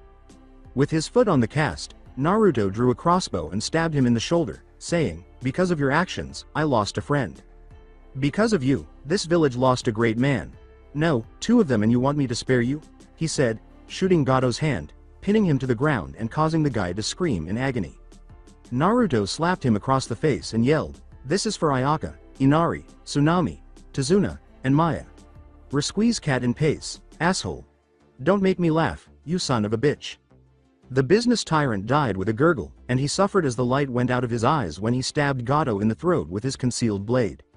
As the adrenaline in his demon's chakra fled his body, the Jinchuriki sheathed his blade and turned to leave, only to vomit on the ground. Kakashi said as he approached his pupil. The blonde answered, "Yeah, I am. Just give me a minute, sensei." "Naruto, are you okay?" "Kid. That was one of the most sadistic things I ever saw from someone of your age," the Sharingan wielder commented after giving it some thought and deciding to hold off on questioning him about his sudden rage and those weapons. Naruto didn't even glance at him as he added, "We're even. Take your apprentice and leave." "Nah, I think I better stick around here with you. Running from hunter ninjas are no fun anymore, plus I think you need someone who can teach you how to use that sword," responded the former Jonin. Naruto responded, "Fine. Be my guest." The youngster then fainted on the ground, but fortunately Kakashi caught him before he could fall. I guess using the Kyuubi's chakra and the kills made him shut down a bit. He thought to himself, "It looks like I will have to ask him when he wakes up." On the next day, Naruto woke up with Sakura sitting by his head. "Oh, you are awake." The Haruno replied, "I'll get sensei." "How are you doing, Naruto?" the man with the gray hair inquired as he entered. "Fine. I have some explaining to do." "Huh? Who is Nekoshi?" "He was a blacksmith. He was the one who made the bolts for my crossbows and my gauntlet. When I went to go pick it up, I found him almost dead. He told me to take his weapons, all of them, and tell his wife and child that he was sorry. I did so and promised to get justice on Gato." "And the sword?" Naruto grumbled. "He was Kazuma Murama, the former Black Cross. After a life of killing, he found Ayaka, his wife, and settled down. He had a terminal illness that affected his muscles. Even blacksmithing was killing him. He would have had a year left if he continued." After a brief period of silence, Kakashi said, "I'm sorry, Naruto." "It's all right, Kakashi. Sensei, my vengeance is complete now.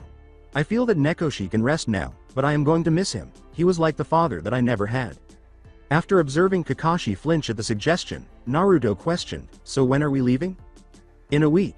We have to repair the bridge since some of the damages were inflicted on it."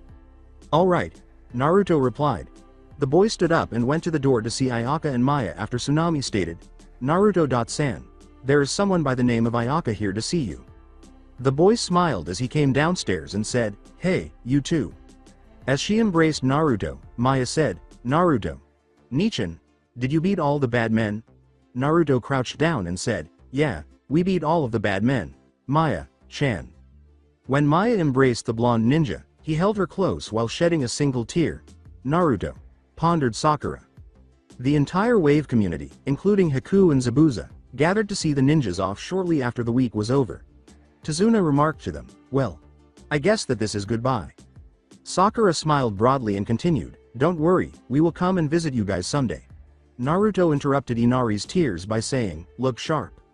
Smile when you cry, that way you are crying happy tears. Also do me a favor." The Jinchuriki continued, bending down to Inari's level. "Take care of yourself and Maya. Chan, got it?" Inari nodded, and Naruto gave Ayaka and Maya hugs before saying, "I will see you soon." Tsunami gave him a quick hug and said in a whisper, "Thank you for saving me and my son back there, and take care of yourself." Naruto bowed and hurried to get to the ninja as the Jinchuriki left. Konoha. Team 7 entered the Hokage Tower with Zabuza and Haku. Sarutobi responded, "Hello, Team 7. May I ask why is Zabuza here unrestrained?" The swordsman replied, "I am here on my own free will. I was on the opposite side on Kakashi's team. I saw that Naruto here has acquired a sword from a former member of the Shinobi Swordsmen of the Mist. Therefore I am obligated to train him for a month and then leave." The Hokage responded, "I see. All right, I will allow this and give you temporary status as a ninja. If you try anything suspicious, your life will be forfeit, understood?" "Okay. Team 7, you are dismissed and you have 2 weeks off for successfully," the Hokage said after Zabuza nodded. "Kakashi, I will expect the report by tomorrow." "Actually, Hokage-sama, I can give my report now." With a nod, the elderly man gave Zabuza and Haku 2 headbands bearing the kanji word for temporary. He continued, "I have assigned your apartments in the same complex as Naruto. I trust that you will be fine with these accommodations. Alright, dismissed. The Hokage said after both Water Ninja nodded, and the genin, along with Haku and Zabuza, departed, leaving Kakashi and Sarutobi alone. Talk to me. Naruto is very advanced for his age. He apparently can channel the Kyuubi's chakra and convert it into a corrosive flame. He also knows basic sealing to hide his weapons, and on top of that, he has killed already. He slaughtered over 50 bandits in anger and brutally tortured Gato for killing a blacksmith named Nekoshimarama. Kakashi continued. I am not surprised by that. If it were Sasuke or Sakura, then I would be, but he does have the Kyuubi's chakra in his body to use. Did he react to it? He threw up like every ninja does before their first kill. He was a bit shaken up about it until the daughter and widow of Nekoshi came to him. Alright, anything else? Yes, Sasuke has also unlocked his Sharingan during his battle with Haku-san, but that is basically all that happened. After their break, I plan on training them. All of them to the best of their ability. The Jonin replied to the elderly man. Very well, you are dismissed, Kakashi. Naruto. I have 2 weeks to spare before training with Zabuza. He thought.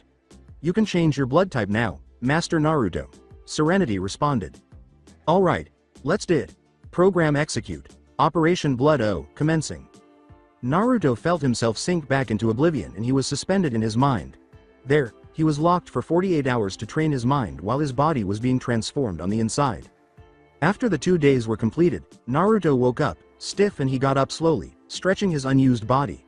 Then he strode over to one of the training grounds to find a young girl training. That is Hinata Hyuga, the heiress of the Hyuga clan. What is she doing here this late?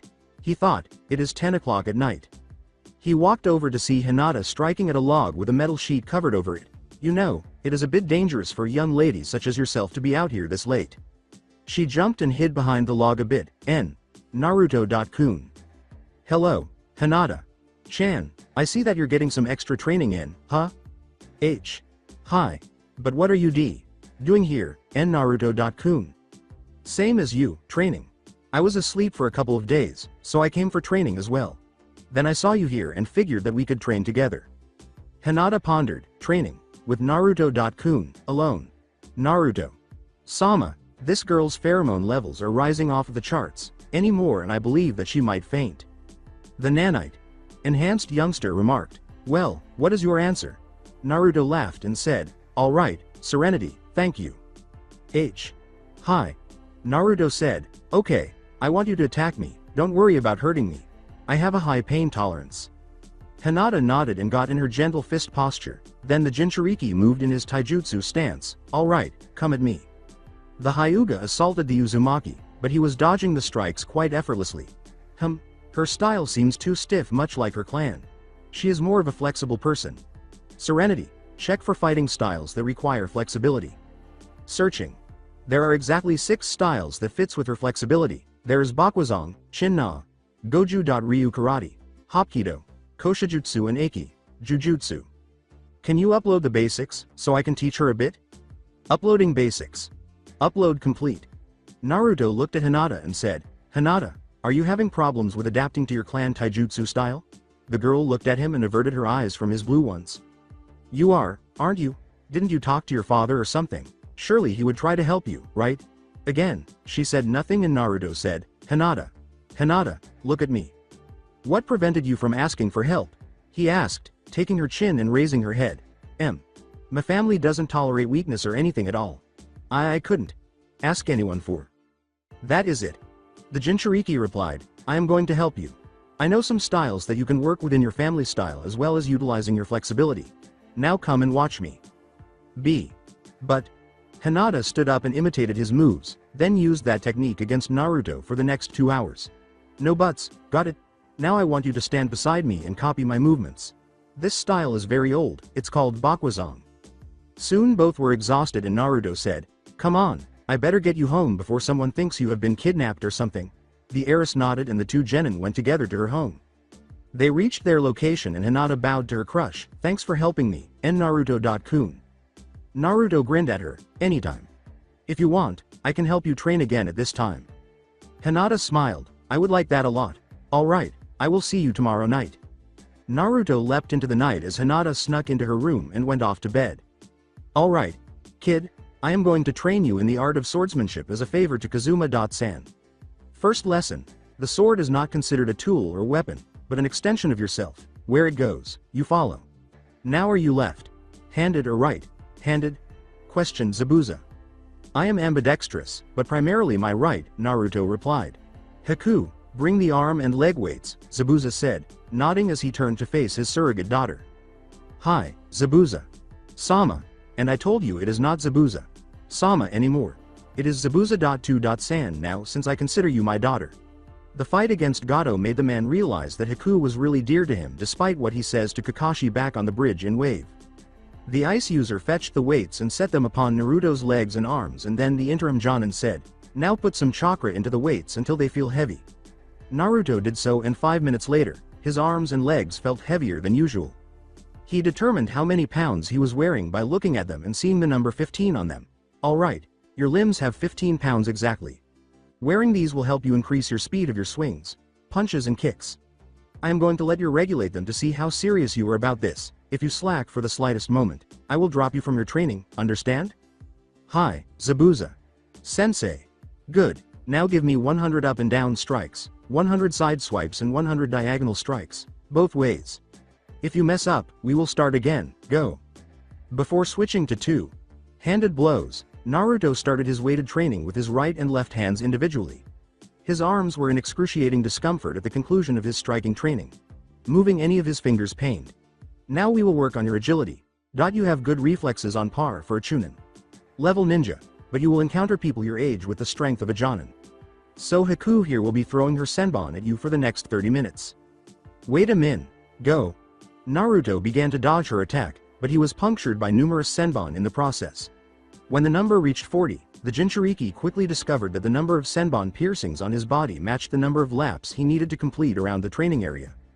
Needless to say, Naruto's body hurt from 8 AM until 12 PM today. The discomfort subsided 2 hours later because to the Kyuubi's natural healing power, which allowed the genin to practice ninjutsu and focus on perfecting his C-rank jutsu arsenal until he hit his limit in 3 hours. After brainstorming and planning his next projects, he ate and slept until 10 o'clock, at which point he would go to the same training ground to assist Hinata in learning some techniques like Chin-na, which emphasizes the joints and locking them in awkward positions. Hinata was able to create her own distinct style by incorporating some of Bakuazang's and Naruto's styles. It was a defensive, counterattack strategy. Whenever Naruto launched an attack, she would either retaliate or use his own attack against him. Hinata once remarked that she gradually adapted to Naruto's speed, which was similar to that of her cousin Neji. After his final day of vacation, he went out into the forest and landed on a branch, where he saw a small mansion surrounded by medical ninja and Anbu. This was his routine for the next 2 weeks. Henge!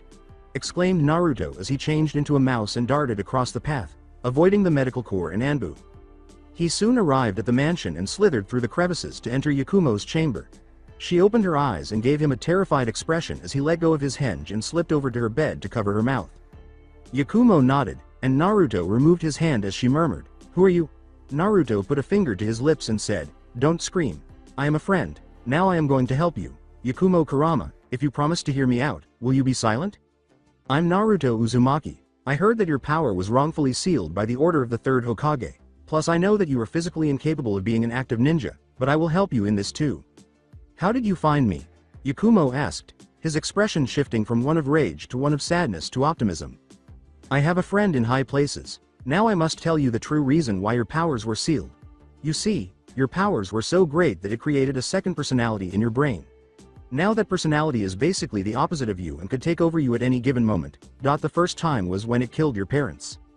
Astonished, Yukumo said, "I killed my own parents?" "No, the monster hidden within you took over your body and did it. That is why your teacher, Kurenai Yuhi, sealed your powers to make sure that others and yourself would not get hurt at all.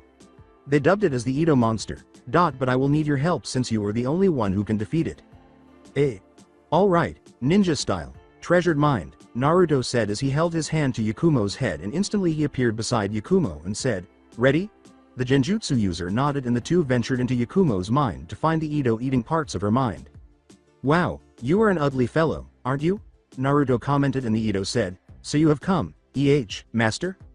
You are going back to where you belong, out of here," Yukumo said in a stern glare. The Ito narrowed its eyes at Naruto as it said, It seems that you let that boy corrupt you with his lies and empty promises.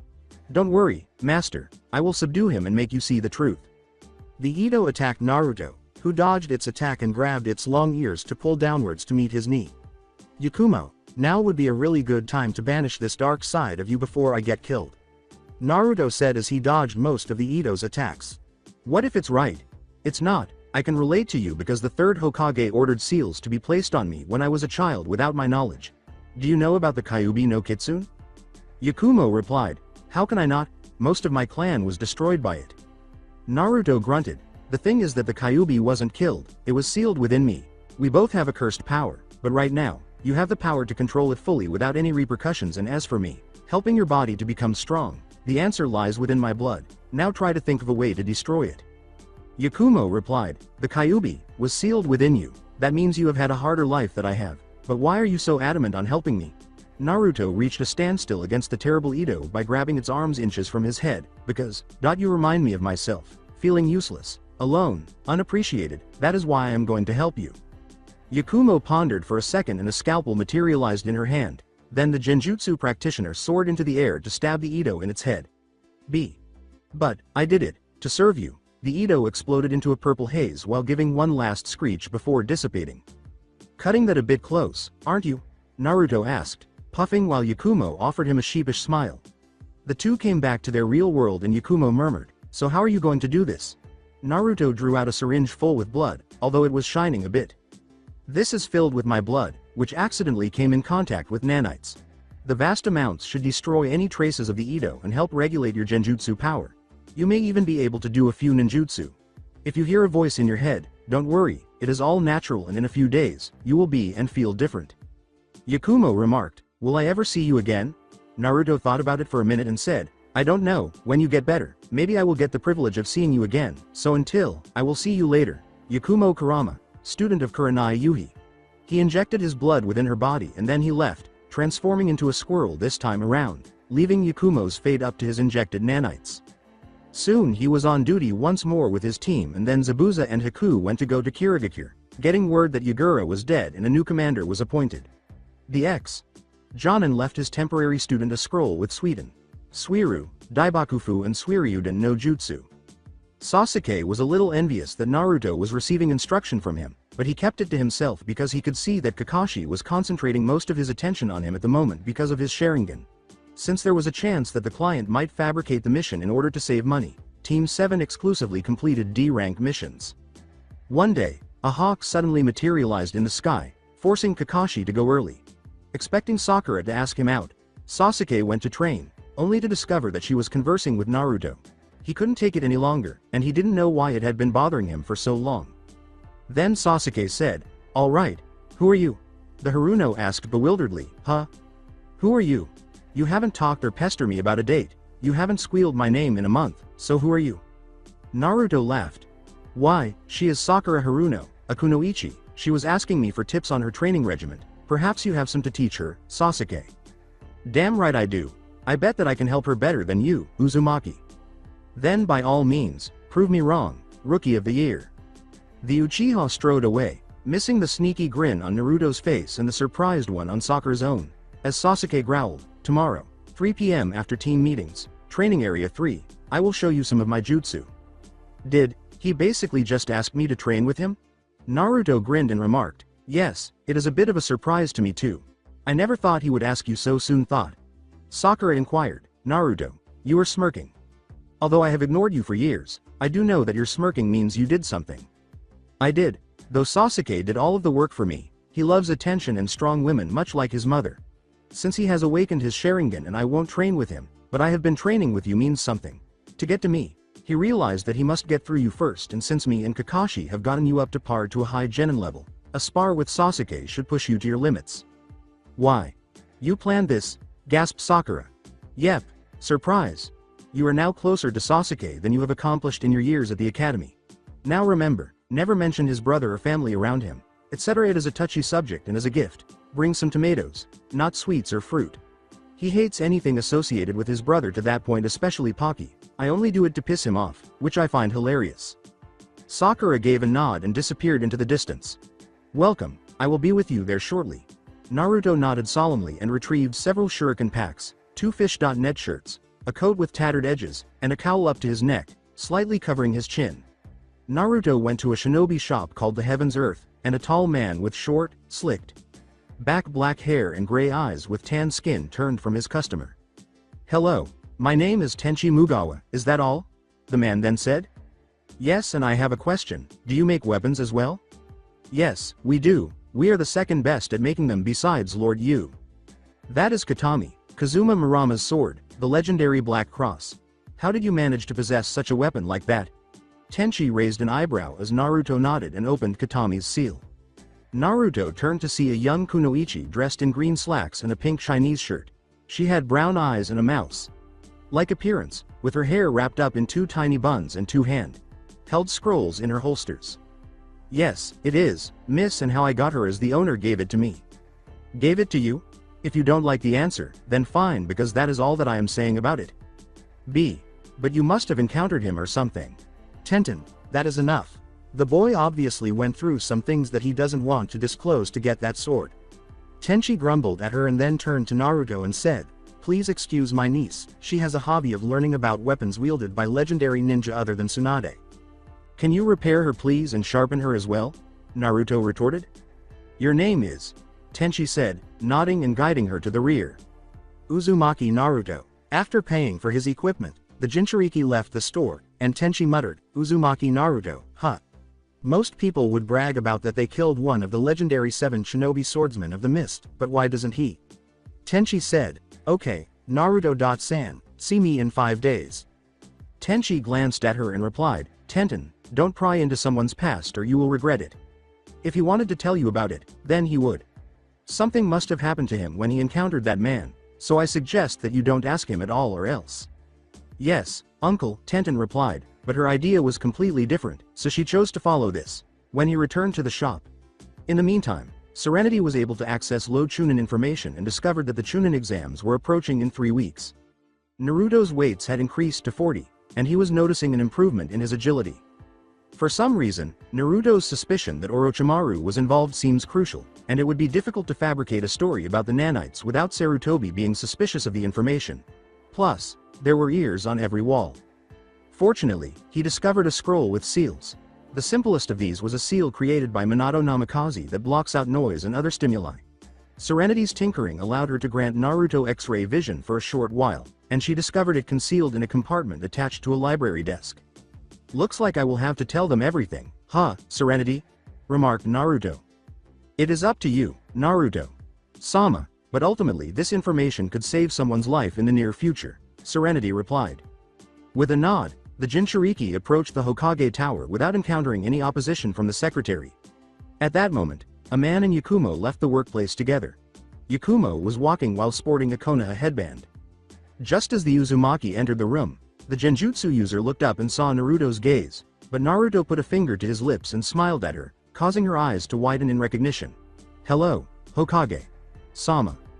"Hello, Naruto, what can I do for you?" Naruto put the seal on the wall and replied gravely, "No, Hokage-sama, it is what I can do for you." Sarutobi questioned, "How did you find this seal, Naruto?" "Library in a hidden compartment. Now I have recently stumbled on some classified information involving the upcoming Chunin exams and your former student, Orochimaru." "How?" "Remember 6 years ago when your Anbu found me in Orochimaru's lab, I accidentally was messing with a jar with gray matter filled inside of it. The jar broke and the gray matter traveled within my bloodstream. They're called nanites. They enhance my strength, speed, agility, eyesight, everything. I believe that he made these before he moved on to something else since none of his subjects survived the injection." Sarutobi replied, "So Orochimaru made those nanites, and they are the reason for your condition and your knowledge of the seals as well as the Kyuubi?" "Yes, I was able to take a small portion of the Kyuubi's chakra to input into my gloves, CKX gloves. Unfortunately, I can only do 5 consecutive blasts before it has to recharge for 12 minutes. "You made those gloves yourself? I thought Kakashi told you about them and some of my abilities as well since you told him to keep a close eye on me as well, Hokage-sama. Although I have lost all of my trust in you, I can't let innocent people die because of my selfishness, so I trust that you will heed my warning seriously," Naruto said with a raised eyebrow. Sarutobi replied, "Don't worry, Naruto, I will heed it, Orochimaru. Now, is a dangerous criminal whose ambitions must be stopped. Your orders are to keep this crucial information to yourself. I will alert all Chunin and Jonin personnel to be ready for anything during the Chunin exams. Thank you for notifying about it. You are welcome, Hokage. Sama. The boy tuned to take off the seal and moved to the door until Sarutobi's voice stopped him. Naruto. I know that I have betrayed your trust and it is very much likely possible that I will never regain it from you, but I am very sorry for my poor decisions. I should have told you about when you finished your graduation from the academy and trust you about how to deal with it. Naruto nodded silently and exited the room as Sarutobi moaned and sitting back into his chair. Minato, Kushina. I messed up badly, what do I do now? A weird wind scattered parts of the documents across his desk, but surprisingly, the ones that were requested by Shinobi stayed put. The elderly Hokage smiled when Sarutobi turned to face it and saw that the windows were closed. Thank you, he said, but it looks like the civilian council is going to be rudely awakened. Kimiko. The secretary hurried into the office and said, Hi, Hokage. Sama? Send for Taka and his squad. Tell her that she is to notify the council for an emergency meeting, the Shinobi side only. Hi, Hokage. Sama. I will put things right, Naruto, and after this meeting, I will need to start training again. I have been acting too much like a politician than a shinobi, said Sarutobi, nodding as he started to pore over his paperwork with newfound vigor. As Sarutobi completed his paperwork and arranged the civilian side to give it to them, it appeared as though the images of the former cages were all grinning down at him. The shinobi god is back at his station. Council room. Danzo said inquisitively, Why have you called this meeting, Sarutobi? I have just received some information that one of our S-rank missing ninja will be returning to visit our lovely village and attempt to bring about its destruction. Sarutobi responded. Sume Inazuka questioned, somewhat alarmed, who would that be, Hokage? Sama. Is it Itachi Uchiha? She had no doubt that Itachi was among the greatest and that, with the knowledge he possessed, he could easily wipe out this community. No, it happens to be my old student, Orochimaru. When will the invasion happen and who was the informant? Inquired Shikaku Nara gravely. He will be coming in this upcoming Chunin exams, and as for the informant, the person asked if they would remain anonymous. The instructor responded. He then considered, like hell I am going to let you know about Naruto and his newfound powers, Danzo. I know that you have been wanting of his power as a Jinchuriki. He went on, all personnel except for Genin will be notified of this matter secretly. The Genin must not know anything to keep up appearances. Some of your children may be entering the exams, but I rather keep them in the dark than making them paranoid. Answered Choza, but Orochimaru could, very well, infiltrate this village as a Genin. I know, but Orochimaru could have spies posing as Genin or even have Genin posing as one of our own, therefore I can't have the Genin be notified of this information. Also, it is easier to pose as a Genin than a Chunin or Jonin since most of them come through me for missions and I have a photographic memory. We must lure him into a false sense of security. We must use it to our advantage. I know that it might sacrifice some of the lives of our young generation, but I have no choice and this matter cannot be avoided. This is not a democracy, Choza. Firmly with his steely gray eyes. Everyone knew the professor was back, and they all trembled. Danzo, I will give you authorization to activate Anbu Root, although you have already started without my consent. After we suppress this attack, you will, I repeat, you will disable it completely and have them integrated in our shinobi program or you will be replaced from your position, is that clear? Hi, Hokage. Sama, one more thing, Danzo, no more recruits. I understand that you care for Konoha as much as I do, but killing off their emotions by making them kill their brother or sister is not the way. Yes, emotions do bring hate, but they can also bring love and understanding. We may be weapons, but we are sentient, understand? Understood, Hokage. Sama, Danzo remarked coolly. Excellent, now on to another matter, Sarutobi remarked, right on time, as the civilian council abruptly entered, Mida Haruno in front of the Hokage. As the shinobi council scowled at the obvious disrespect, Mida yelled in rage, what is the meaning of this, Sarutobi? Why weren't we, the civilian council, notified of this emergency meeting? To answer your question, Mida, I have recently decided that the civilian side will not be involved in shinobi matters at all and also, you all will appoint someone among your group to do your own paperwork. Kimiko, bring it in please. When the secretary entered with a cart full of paperwork, the Haruno said, you can't do this, the civilian council has always been involved with the shinobi for 4 generations. And I am changing that rule now. Discussing about disputes in businesses or marital affairs is not the concern of the Hokage unless one of the spouses is an active or retired shinobi. Now, as of this moment, you are denied access to anything that involves a shinobi. So I suggest that you all see your way out of this room along with your paperwork, or I will have the Anbu throw you out in the streets. The people will not stand for this, protested one of the members. Sarutobi smirked coldly and said, then I suggest that you tell the people that this is a dictatorship, and if they don't like it, they can suck my left testicle. He thought, damn, Naruto has been rubbing off on me. While the civilian council walked out sullenly, the majority of the shinobi smirked, laughed, or openly laughed at Sarutobi's choice of words. Now every patrol will be in groups of 5. No one, no goes off alone. Got it? The Hokage said, turning back to face them. The shinobi nodded, and Sarutobi replied, good, any questions? Inoichi Yamanaka responded, you seem to have a lot of trust in this informant of yours, Sarutobi. Sama. How do you know that this person is not lying? Trust me as I say this, Inoichi. My informant has no reason to lie to me at all, considering that person has people in this village that they care about deeply and can't bear to have innocent people die because of their poor decision to not reveal the information. If they are lying, then there is no reason not to be alert, since it is Orochimaru. He is no laughing matter, since I was the one who taught him. Anything else you would like to ask? Very well then, all of you are dismissed, said Sarutobi after no one spoke. After finishing a D-rank assignment, Kakashi looked up to see a hawk circling in the air and stated to his team, alright, team, you're dismissed for today. I have to report about today's mission. He disappeared in a puff of smoke, and then Naruto turned to Sakura, so how is training with Sasuke? A bit brutal, he is way faster than I am, but I realized that I have more power than him, she said as Sasuke absent-mindedly stroked his jaw. Naruto chuckled at the not-so-concealed gesture and replied, I see, well, I better go now, I got stuff to do. Wait a minute, Sasuke began. How come you never try to train with us or hang out? Naruto raised an eyebrow. Sasuke, you never hang out or anything, plus I don't train with you because I don't like to be used as a measuring tool at all. Also, I don't like to intrude on anything that you two do at all, and you have been bitching for my techniques for the past week. Sasuke stated with a grimace, I know, but I need those jutsu too. Kill Itachi-san. I know, hell, everyone knows about it, but having a whole bunch of jutsu will defeat him. You practically go ballistic on anyone who has associated or knows information on Itachi, plus I beat you in a spar after just mentioning his name. The Uchiha yelled angrily, what do you know, you never lost anybody at all, my family is all but gone.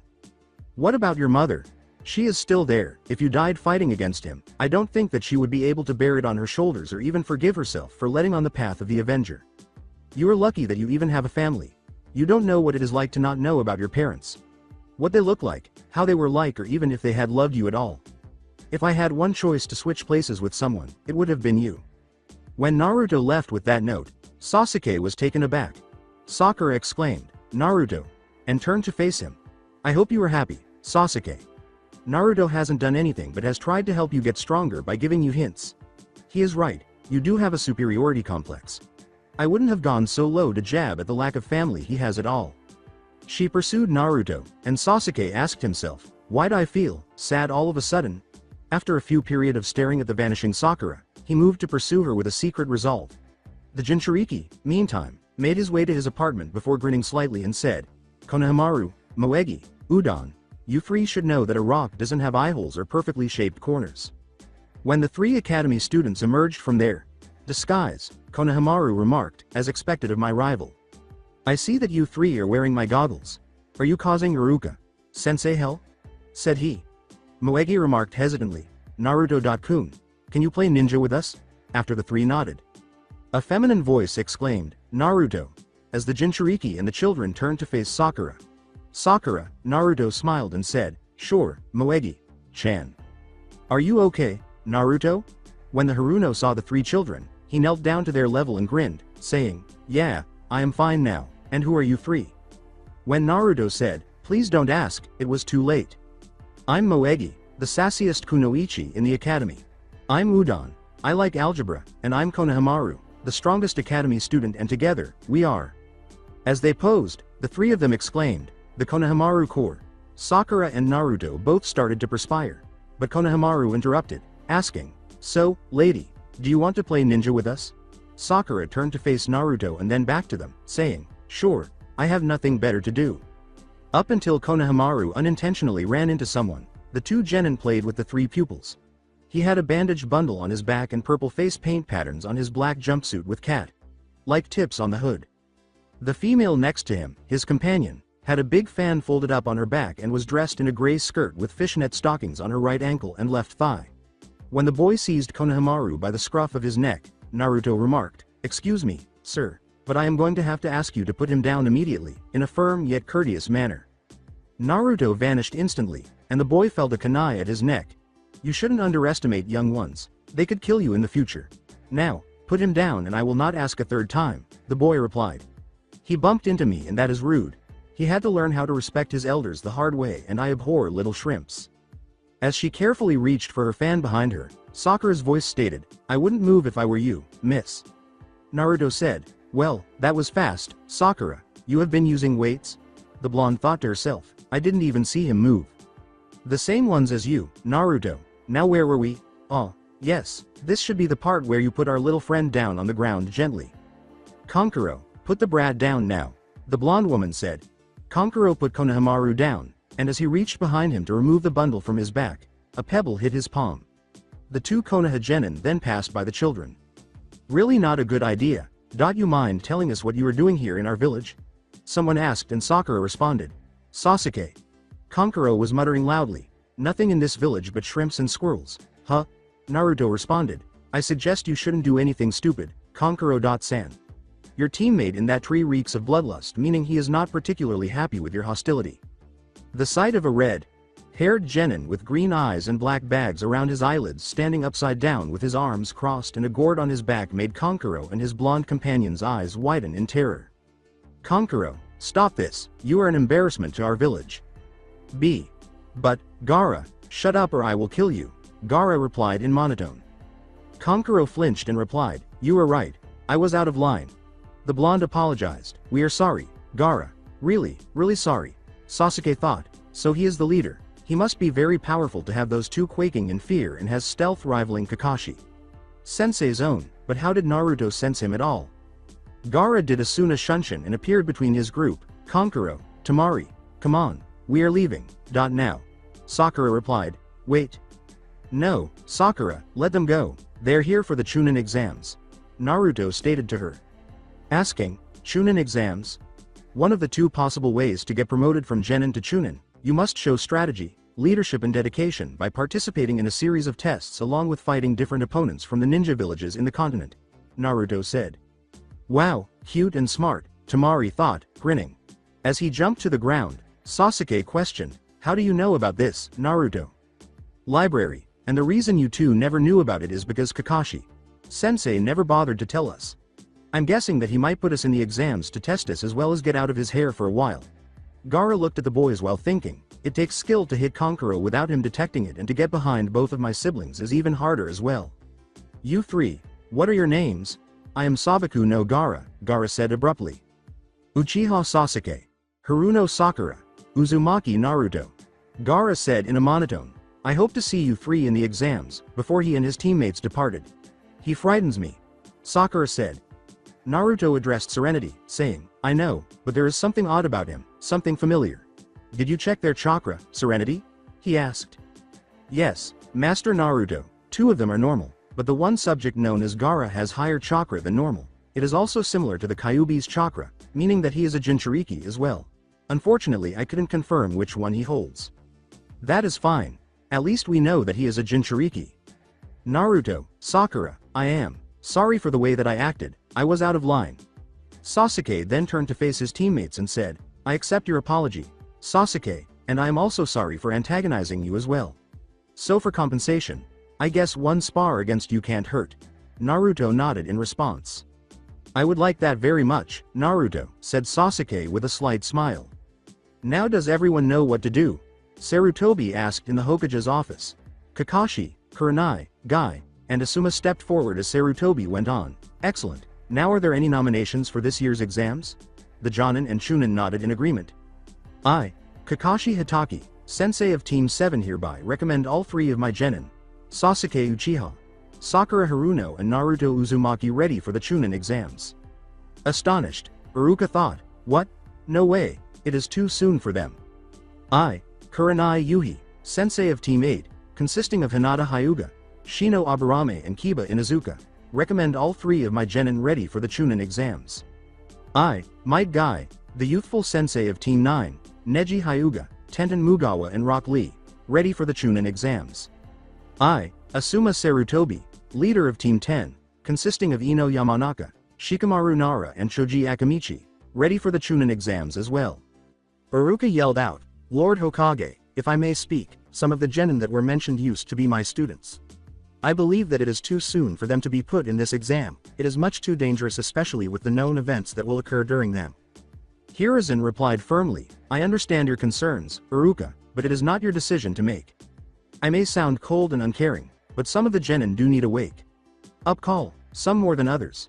This is a perfect way to show it by putting them in the exams, and I know it is dangerous with Orochimaru and his spies lurking about in the exams, but we must keep up appearances.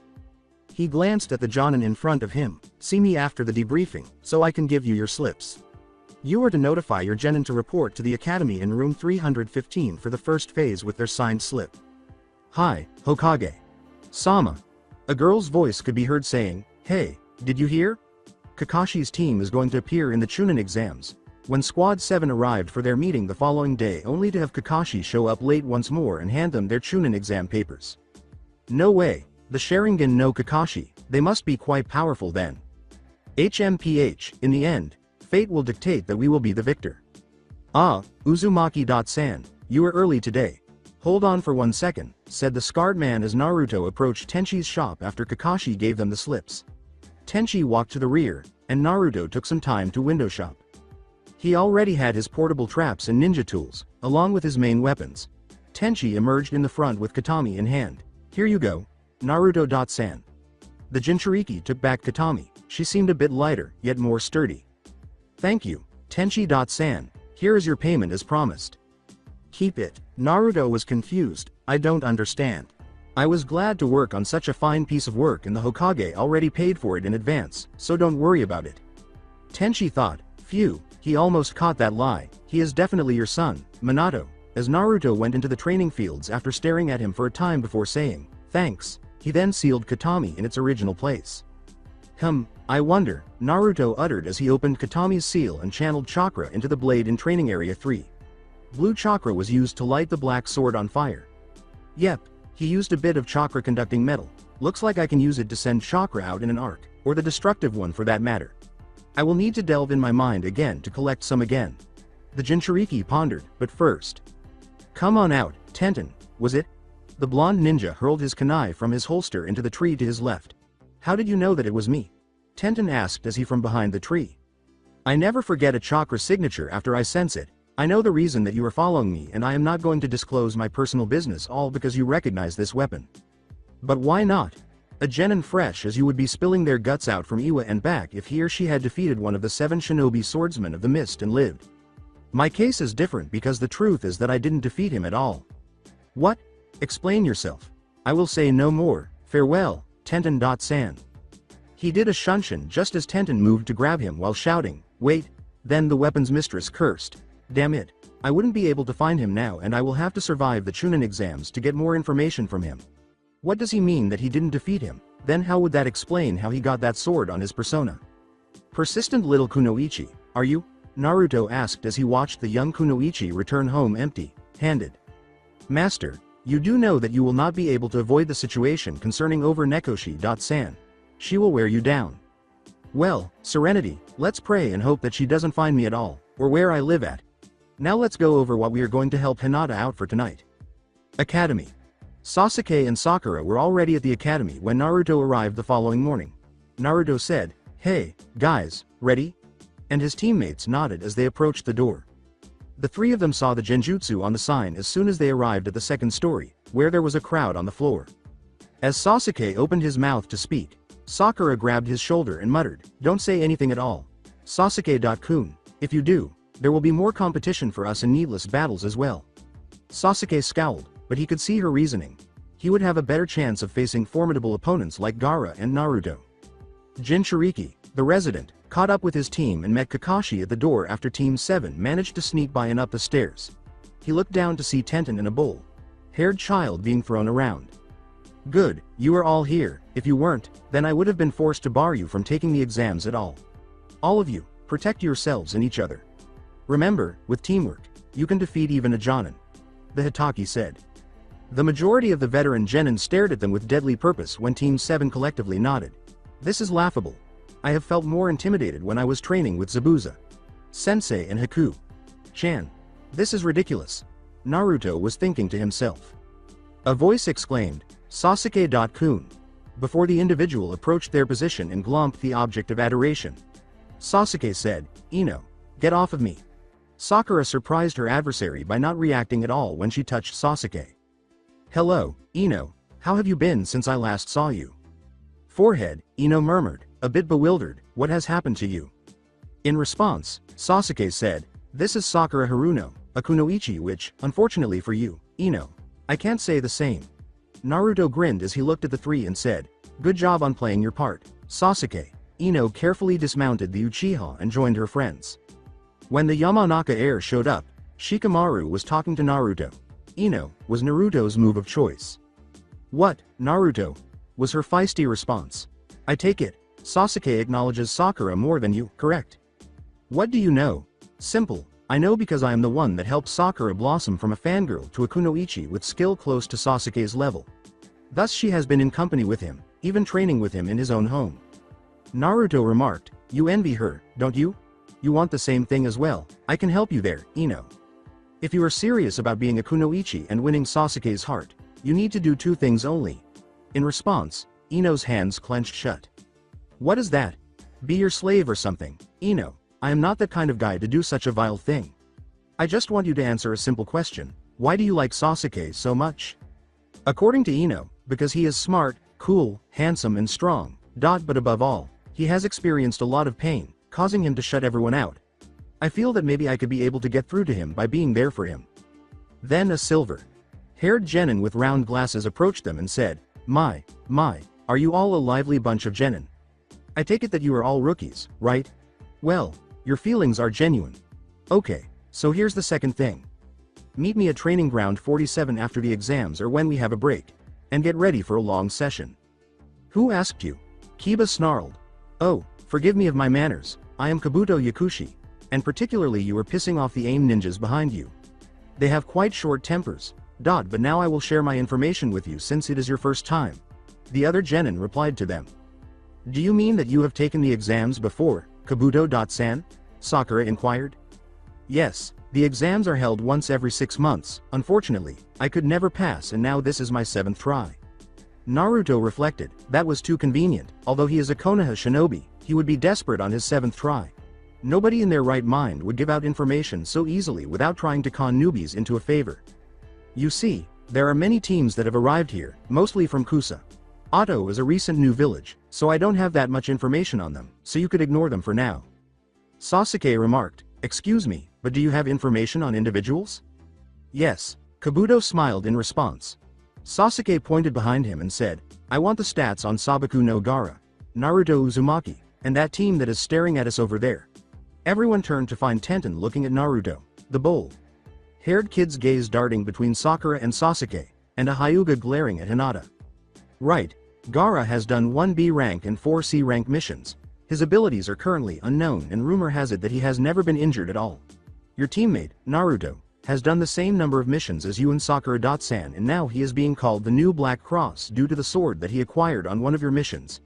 His ninjutsu, taijutsu and kenjutsu are exceptional, but he hardly has any genjutsu ability. 3 more cards were drawn by Kabuto. Neji Hyuga has done 20 D rank and 12 C rank mission. His taijutsu is the best since he is from the Hyuga clan, but his ninjutsu and genjutsu are non-existent. Rock Lee, same number of missions and his taijutsu is exceptional, but he also has no ninjutsu or genjutsu. Tenten Mugawa, same number of missions and her taijutsu is good as well. She is also a weapons specialist and known that she has never missed a target. Looking at her, Naruto thought, so she is a weapons specialist, the mid-long-range person in the group. Neji is close range as well as Lee. Kabuto said, everyone here from the various countries are here to take the exams and it is filled with a lot of talented youngsters. Sakura's eyes swept over the genin as Hinata whispered, makes you lose confidence. So everyone here, Kabuto nodded, concluding, yup, everyone like Gaara-san and Lee-kun are elite genin from their reigning countries. Naruto abruptly pushed Kabuto away and used his Kage Bunshin and teammates to hold one of the auto ninjas at knife point. I suggest that you three can keep your bloodlust down a little longer or I will have no choice, but to discipline you three for misbehaving. The auto ninja was astonished and then he nodded slowly, then Naruto released him and dispelled his clones just as a giant white smokescreen emerged and faded rapidly to expose a scarred guy in a black trenchcoat accompanied with 3 squadrons of Chunin. Pipe down, maggots. Auto ninjas, like Blondie here said, I suggest that you three save your energy or you will be disqualified from the exams. The one with a bandage said, I apologize for my team, Proctor.san. We were merely excited. The man sighed, for some reason, I believe that I was more than that, this year is going to be bloody. The swollen Proctor then yelled, everyone, listen up because I will not be repeating myself a second time. I am Ibiki Morino, your first Proctor. You will be seating by the number that you draw from this box and sit at the appropriate seats, and then we will hand out the exams. If you try to switch your tile, you will fail immediately, now form a single line. Following the Genin's instructions, each of them removed a tile from the box that a Chunin at random was holding. Hinata and Akusa Ninja happened to be sitting next to Naruto. Hello, Hinata-chan. Hi, Naruto.kun, let's do our best, okay. Right, oh, and Hinata, good to see you talking without stuttering. All of that training did pay off, huh? Then she thought, and maybe, just maybe I will be able to confess my feelings for you now, Naruto.kun. She grinned, yes, it did. Ibiki followed by yelling, alright, you worthless bastards, we must go over the rules before I allow you to turn over your test. Also there will be no questions and you each start out with 10 points. If you miss one, then you have 9 and so on. Now if you are caught cheating, 2 points will be deducted and after your 5 chances are done, you will be escorted from the room immediately. Now the second rule, this is a team test to see how much your team can hold up to 30 points. One of the Chunin said, we have our eye on you guys. The crowd was somewhat agitated, but Ibiki continued. Realize that the weak ones who get caught are destroying themselves. As Shinobi trying to become Chunin, be proud ninjas. Now on to the final rule, which is that if a teammate doesn't answer all questions correctly or loses all of their points will fail, along with their 2 teammates. Sakura wondered, what? Ibiki continued. You now have 1 hour to complete the test, you may now turn over your tests and begin. There was a rustle of papers as the Genin flipped over their sheets and began to write down their answers to the questions in utter quiet. Ibiki was keeping a close eye on the Genin until he noticed Naruto, who was staring back at him. What the hell? The kid is done already with the test, but that is impossible. He is not using any genjutsu nor has he cheated at all. He is supposed to be smart, but those questions are at least high Chunin level and have never been seen in the academy for over 7 years. The head honcho of torture and interrogation pondered. Is he a hidden genius? Naruto gave him a funny smirk as though to respond. Teams soon started failing, primarily from Konoha and to a lesser extent from Suna. After 45 minutes has passed, Ibiki cried out, pencils down, okay, now it is time to start the 10th question, but before that, let's go over the added rules to the test. Nearby building. Kakashi remarked lazily, it is sure a bit boring without my Genin.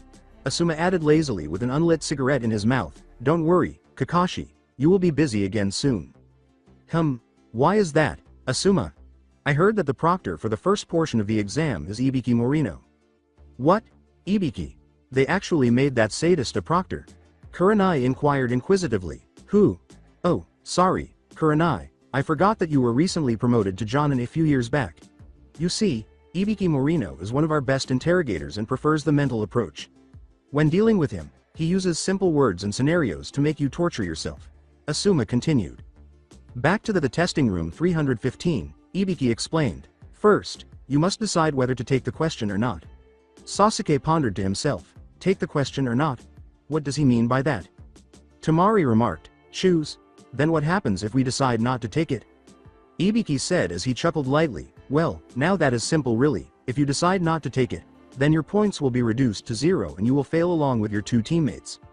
A random Genin shouted, then what the hell is that supposed to mean? Of course, we will take the final question. Ibiki laughed as he said, which brings us to our last rule, if you take the 10th question and just so happen to get your answer wrong, then that unfortunate Genin will never be able to take this exam ever again. Kiba was yelling at Ibiki with a, that is not fair. There are guys here that have taken this exam before. You don't have the power. Ibiki chuckled at him, you guys are unlucky, this year, it is my rules and my rules are law until you walk out of this room with the next proctor, but fear not, for I am giving you a way out. If you quit right now, you will have the ability to try again next year. Now let's begin the final question, but first, who wants to give up? When the room was nearly empty, Ibiki asked, anyone else want to quit? No one stepped up or raised their hand, so Ibiki thought, okay, then it is time to give them the final verdict, and the shock of their lives. Soon after, several genin started to depart because of the strain. For those of you left over, you all have passed the first test. There was a collective "what?" in the room before Sakura said, but what about the 10th question? Ibiki grinned at her and explained that it was essentially a decision about whether or not to accept it. Then what about the other 9? What was their purpose? Tamari asked abruptly. Those questions were made for Chunin to answer, thus you genin couldn't answer them unless you were extremely smart. For the rest, it forced you to realize that the only way for you to pass was to cheat. We had 2 or more Chunin disguised as genin with the correct answers stationed nearby, and those who were caught by cheating poorly were escorted out, as you know. In order to reveal his bald, scarred head, which was hidden by numerous screwholes and previous burns, the torture and interrogation chief untied his Konoha bandana. Because, at times, information is more important than life and people will risk everything to get it. Sasuke pondered the after effects of torture. Ibiki removed the bandana. If the enemy notices you, there is no guarantee that the information will be accurate. Information can be the greatest weapon for your country and teammates. Tamari said, but I still don't understand the 10th question. The 10th question was based on a choice, a leap of faith if you call that, which could make you or break you. The ability to face any hardships and be perilous is the qualifications for a Chunin, so I wish you guys luck. Naruto gave him a look and Ibiki smirked back as he thought, you are an interesting kid. The Tokubetsu Jonin turned to them and said, welcome to training ground number 44, the second stage of your exam. In Konoha, it also bears another name, the name of the Forest of Death. Anko had led the genin to a training ground with a circular fence with gates around the edges and a sign that read, forbidden. Only Chunin and Jonin allowed. It doesn't really look like much to me, said Naruto. You are a spirited one, Anko said with a smile as she fixed him on him. The Jinchuriki realized at once that she was about to try something, and the proctor swiftly withdrew a concealed kunai from her sleeve and threw it at Naruto's head. After cutting a strand of Akusa genin's hair, the knife stuck itself in the ground, and Naruto cocked his head to the side to escape it entirely. With a kunai at Naruto's throat, Anko materialized behind him and said, ah, you didn't get cut. But all of the spirited ones are the ones that get slain first, pouring that crimson blood that I love so much. Then, as the Kusa genin used her tongue to return her weapon, she turned and held another kunai. Yeah, please don't creep up behind me like that. I have a tendency to kill people when they do that. The genin responded, I apologize, I just wanted to return your kunai. It cut my precious hair, and after seeing you in action, my blood is just rushing with excitement. Fearfully, Hinata thought, Naruto-kun, what is up with this examiner? This is bad. Sakura was thinking, and that Kusa girl too. Anko grinned and remarked, looks like we got some bloodthirsty ones in this test. Hee, this should be fun. Naruto pondered, you are the bloodthirsty one. Anko recovered her composure. Well, then before we start the exam, you have to sign these papers. There will be deaths in this one, and if you don't sign these, it will be my responsibility. I am going to explain the test, and then you can sign them. After that, each team will check in at that booth behind me. She gave Naruto the waivers and he handed them out according to her instructions. Simply put, you will attempt the ultimate survival. First, I will explain the area. There are 44 gates exactly, and there is a forest, a river and a tower in the center. Each gate is exactly 10 kilometers away from each other. During the survival in here, you will be asked to complete a certain task. Using the weapons and jutsu that you have, you will compete in a no-rules scroll battle. You will fight over these 2 scrolls, Heaven and Earth.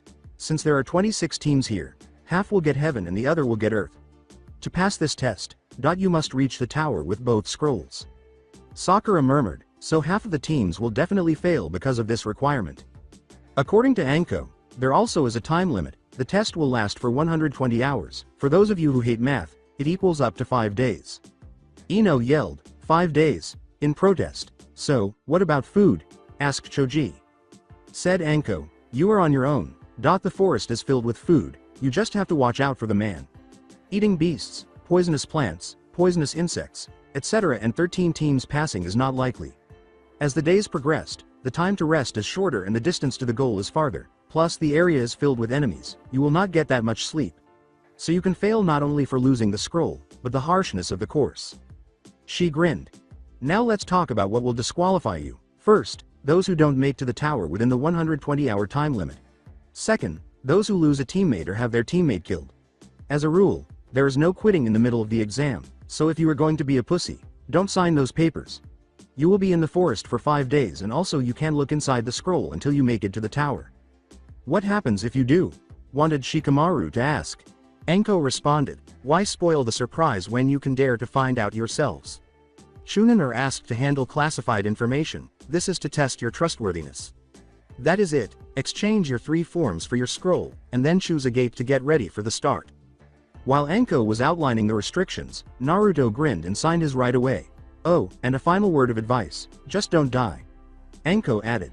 At that moment, a Chunin appeared out of nowhere from the tarp, announcing that the time had come to pass the scrolls to the teams. When the teams returned with their scrolls, the Uchiha thought to himself, I see, so you can't tell which team gets which scroll or who on the team is carrying the scroll. The times that I wish I had a Byakugan. It is just exactly what Ibiki said. In this test we will be risking our lives fighting for information. Everyone is an enemy and everyone is determined, there will be killing. The Genin teams were soon positioned at various gates to pass through, and Anko remarked, everyone, follow an instructor and go to your gates. We will begin the second phase in 30 minutes. Anko glanced around, thinking, looks like the meaning of the signing that form has sunk it. Anko announced the start when 30 minutes had gone by, and the Genin rushed through their gates. Team 8 was being watched by a group of people wearing matching spandex suits somewhere in the jungle. In response, Orochimaru barked softly and Kiba remarked, so basically everyone is headed to the tower, right? Then setting traps near there would be best. So they're here already, Where? Orochimaru asked, turning his head to the left and upward. He began to shiver suddenly, and one of his teammates exclaimed, hey, what's wrong? You are turning blue. Hey, kids just standing there out in the open. Do they want to be found? Looks like they have sensed us, but they don't know where exactly we are, muttered one of the spandex Konoha ninja. What the hell is that? He exclaimed as he saw something emerge from the back of his shirt. Abruptly, enormous leeches plummeted from the canopy and hit the ground. Konoha jumping leeches will sense all life forms and attack in a group. 5 minutes of sucking and you will be shipped off to the next world. Realizing that and setting traps where the enemy might escape too. 1 down. The Konoha group let out a loud scream as the trap they were in suddenly came into play. After listening to them, Anko said, well, looks like they started already. Team 7. Naruto questioned, okay, now who is holding the scroll? Sakura said rationally, it should be the middleman in terms of strength. Here in Konoha, it is established that Sasuke-kun here is the strongest out of our group, therefore underestimating you, Naruto. You should hold on to the scroll while Sasuke holds a decoy, just in case something happens. Do you agree with this plan? She asked Sasuke, turning to face him. Not bad, Sakura, I agree to this plan. Besides I just want to fight strong opponents and in this exam. Uchiha grinned and said, you have no choice, but to fight me in the exam if you want to become a Chunin. He then turned to face Naruto. He exhaled, alright, Sasuke, let's just get through this part now and be alert for anything. He then considered, there is no doubt in my mind that Orochimaru will definitely appear in this part for Sasuke, I just hope my plan works. In fact, Naruto. Sama is already here, Serenity remarked. What? When? That Kusa Genin that returned Anko. Sans Kanai confirms that it was Orochimaru by a chance of 78%. I will take that chance, how couldn't I have noticed that factor? So it is that Kusa team we have to watch out for, but no doubt the display earlier will make Sakura and Sasuke wary of her, him. They were running through the woods. Now what is the plan? Sakura said. Naruto looked at Sasuke and said, easy enough. We find a team, take their scroll, and get to the tower. You just happen to glance at which team has which kind of scroll, Naruto said. No, I called in a favor from Hinata, she used her Byakugan and told me that she found 2 AIM teams who had the Earth Scroll we need and 4 Konoha teams who had Heaven before she was caught. What did you give her in exchange? With a sly smile, Sasuke said, some information on her cousin. In fact, he offered Hinata a list of Naruto's preferences, to which Naruto replied, good thinking, Sasuke. He then stiffened up and muttered to his comrades, heads up, we are not alone. The 3 companions were abruptly flung shuriken and senbon, and they briefly dispersed to realize that it was an AIM squad. Sakura glanced to Sasuke to get his approval, and he gave her the smallest nod. Sakura casually replied, you mind giving us a name, Oji-san? As Naruto activated his gloves and the AIM team leader said, I hope you don't mind us taking your scroll, kids. Then she thought, Naruto must have rubbed off of me. He flung up his umbrella and flicked through hand signals, saying, Ninpo. Joro Senbon, I am called Shigure. These are my teammates, Bayu and Madare. You will pay for your insolence, little girl. Doden. Doro Domu. Naruto slammed his palms down, and Team 7 was swiftly encased in an earth dome that shielded his friends from the Senbon. Okay. Sasuke. Shigure is yours. Sakura, you take the one called Madare and I will take the short one. The AIM team was approaching when the two nodded and Naruto unlocked the dome from behind, allowing Sasuke and Sakura to enter covertly. Sakura threw a kunai at Madare, who ducked it, while Sasuke kicked Shigure in the face. Bayu had to escape blasts of flame as Naruto exploded from his earth prison, then drew swords concealed in his two umbrellas. To hit Bayu in the stomach, the Jinchuriki sidestepped a thrust with his left hand and dived beneath a swipe with his right. After he staggered back and clutched his stomach, Bayu was knocked unconscious into a tree by Naruto's vicious roundhouse kick to the head and two punches to the face, one on each side. When Bayu fell to the ground, Naruto looked in his pouch and discovered that he had some ninja wire. AIM then gave him several scrolls, a kunai, and a shuriken. Using the ninja wire, he bound Bayu firmly enough that he would be unable to escape for a few minutes at the very least. She engaged Madare in a knife, taijutsu duel with Sakura. She retaliated with a well-placed kick to the chest after blocking a swipe at her midsection. She leapt to stab him in the arm, but the AIM nin caught her chin and sent his feet flying. He smirked and said, You will not beat me that easily, little girl. Sakura threw herself at him, spitting blood from her injured lip. As he yelled, Sweden, Sukoden, the AIM nin threw aside his swords and flipped through hand seals. The water from the lake behind him shot out over him in Sakura's direction, but to his amazement, it passed past her.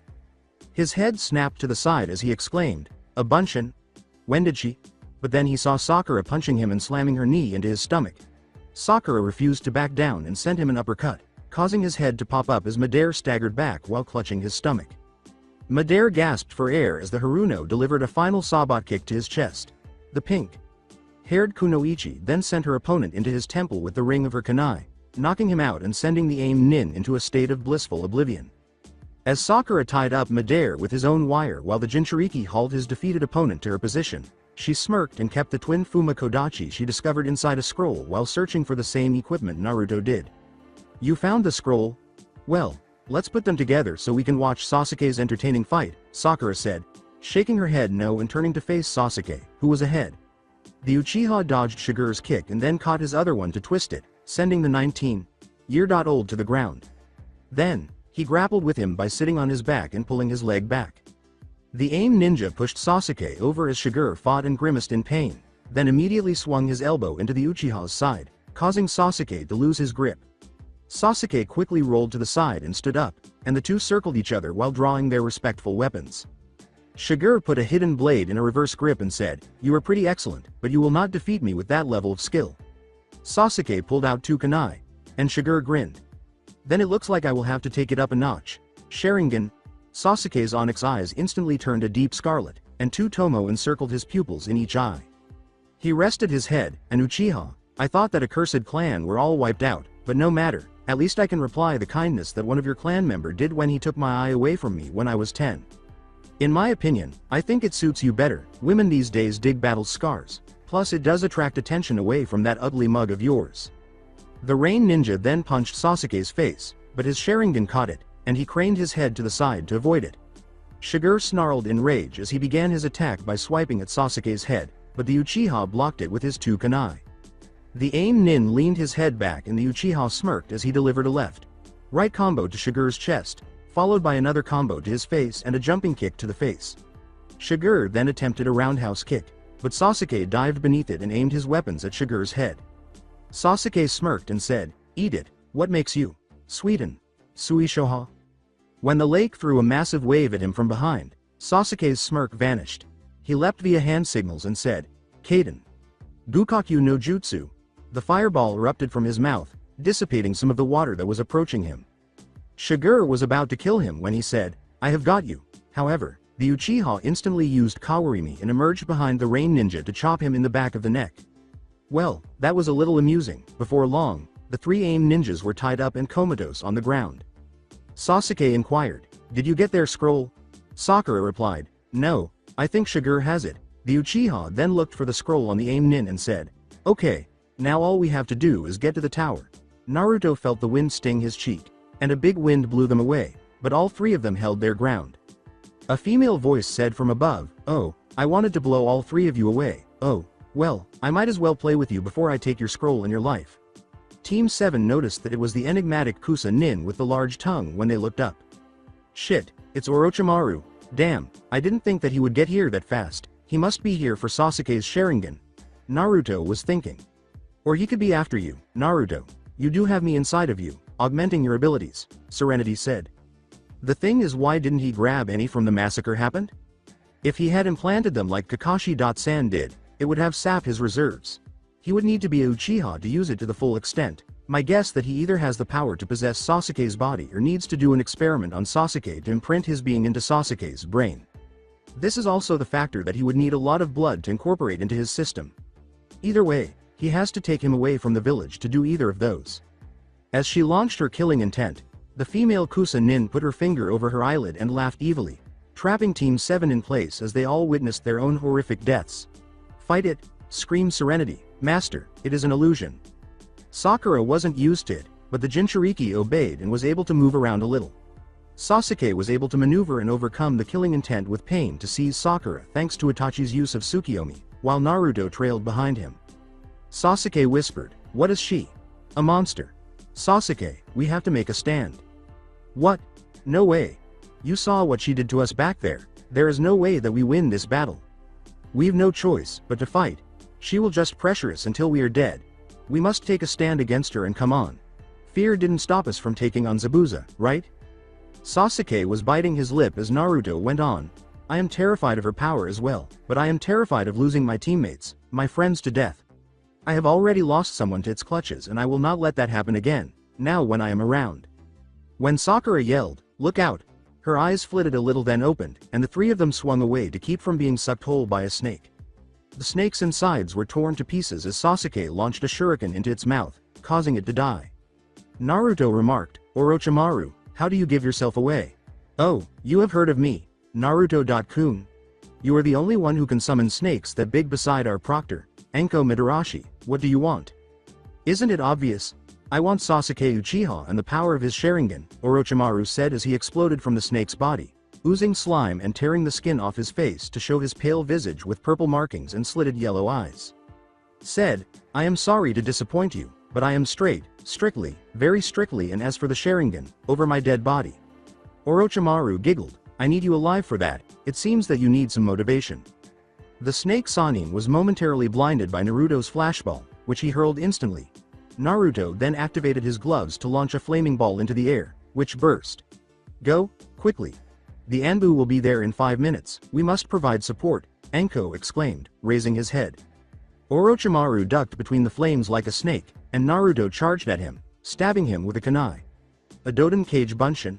murmured Naruto as Orochimaru gurgled before turning into muck. Orochimaru remarked, "You are in the way of my ambition," as Sakura flipped through hand seals and yelled, "Kaden! Housenka no Jutsu!" She spat out tiny fireballs, which the snake Sanin skillfully dodged before Naruto's foot landed in his face. He turned to look behind him and was kicked in the face. "You will not get your hands on Sasuke," Orochimaru said. "Sasuke-kun needs my power in order for him to kill his brother." Sakura looked at the individual and said, "That is completely bullshit. Nobody can give the power to defeat a Jonin without some kind of recuperation of a deal." "Whatever do you mean? Don't play dumb with us," Naruto yelled with rage. "Admit it, you could have infiltrated Konoha during the Uchiha massacre to implant some Sharingan into your eyes since there were plenty of them, but that would sap your chakra since you knew Kakashi's predicament. So somehow you have found some way to make yourself a Uchiha by needing Sasuke or Itachi's blood." Orochimaru frowned at Naruto and declared, "I am going to deal with you first." The Jinchuriki grinned and continued, "I bet you were too weak to get Itachi's own because he is stronger than you. So why should Sasuke go to you when you can't even defeat Itachi yourself?" He lunged toward Naruto, but was abruptly prevented from approaching by kunai. When the snake Sanin looked up, he saw 3 Anbu units in front of him. One of them exclaimed, "What the hell are you doing here?" "That is far enough, Orochimaru. Sightseeing, regardless, you are wanted for treason, kidnapping and unlawful experimentation. As the captain of the Anbu, I place you under arrest." The leader yelled, Squad Alpha and Beta, search for him, do not let him escape. Squad Theta, escort Team 7 to the towers if they have their scrolls. The snake Sonin backed up into the branch and merged with it, saying, sorry, but I still got my get out of jail free card. Hi. Neko.san, was Naruto's recognition of one of them. Hello. Uzumaki.san, does your team have both scrolls? Yes, we do. Good. Then you will pass on the next phase, let's go. Tower. The Hokage was standing there when Squad Theta and Team 7 arrived at the tower without any problems. Report. The elderly guy yelled. Before him, the Anbu squad knelt, and Neko said, Hokage. Sama, your informant was correct. Orochimaru has revealed himself and it appears that his primary objective is to possess the Sharingan from Sasuke Uchiha. Hiruzen remarked, I see, so he had finished that jutsu. What jutsu? Sasuke inquired. The Hokage replied, I suppose I should tell you three about my student. After Orochimaru's parents died, he became obsessed of immortalizing himself. He delved in researching of making a jutsu that would allow to live forever in a sense. He was working on a jutsu that overtakes a person's soul and supplanting his own, thus taking over the body along with its special abilities. Sasuke was disgusted by the concept and replied, Naruto mentioned that Orochimaru did the same thing with my brother, but it backfired and it seems that he was very pissed about it. The Hokage responded, maybe the Sharingan when it is fully mature can negate the effects. I would isolate you, Sasuke, but I am afraid that Orochimaru would do something to the village and placing Sasuke in open like nothing happened may place you at high risk. Sasuke, I am afraid that I will have to restrict your movements to a minimum and have you trained as well as watched by Kakashi regardless if you pass or not in this next phase. He glanced at Naruto and Sakura. Naruto, Sakura, I am going to ask you to keep quiet about what I have said in these past minutes. Sakura, if you pass this part, I will have you trained by Anko Midarashi and Kurenai Yuhi. Naruto, your trainer will be coming here as well. After they nodded once more, Team 7 was led to a room with Squad Theta outside their door. Sarutobi then stated, your team will be watched until the end of the second phase, no questions asked. When Sasuke said, we have to get stronger, Team 7 sat silently and mentally reenacted the events. Sakura responded, yes, but over the span of a few years, we can't exactly protect each other let alone ourselves. We can try, Naruto replied.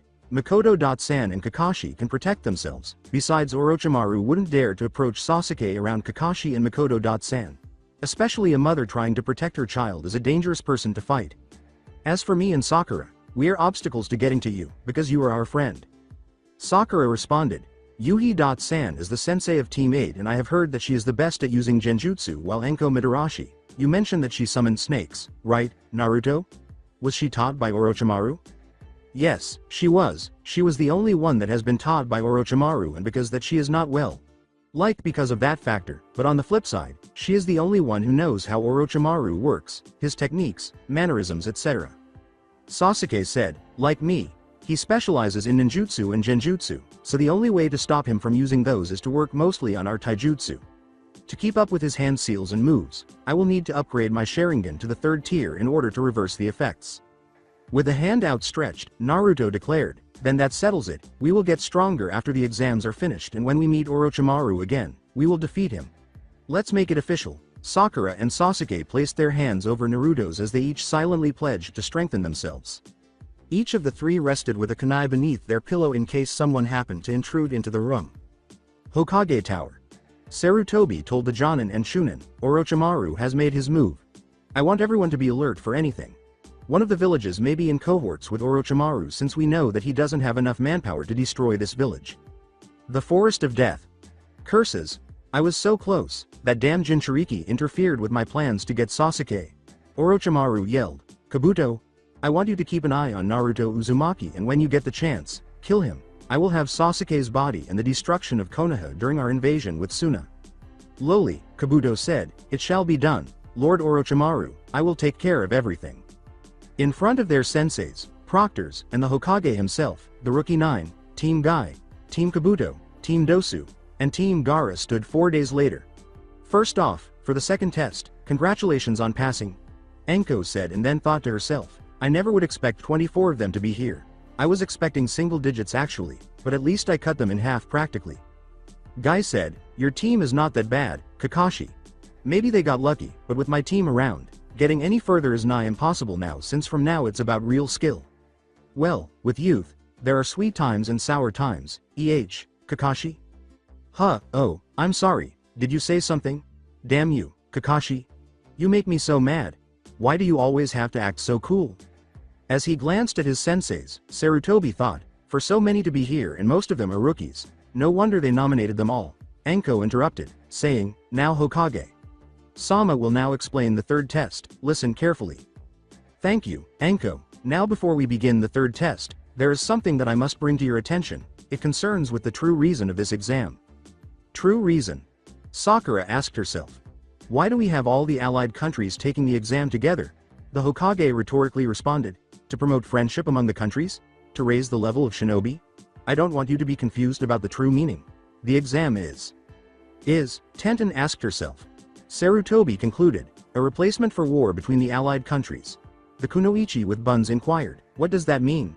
The Hokage responded, if we were to go back in time, the current allies were enemies who fought each other over who would rule.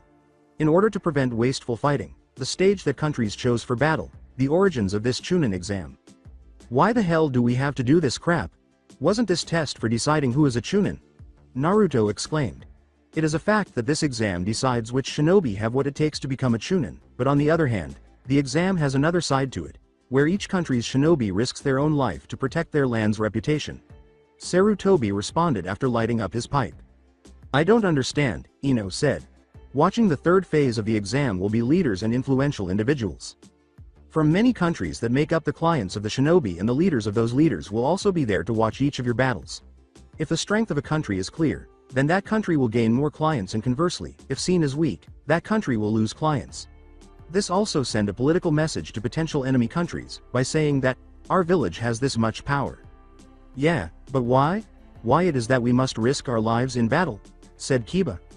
Simple. The strength of the country is the strength of the village, which is the strength of the shinobi, and a shinobi's true strength is only shown through life.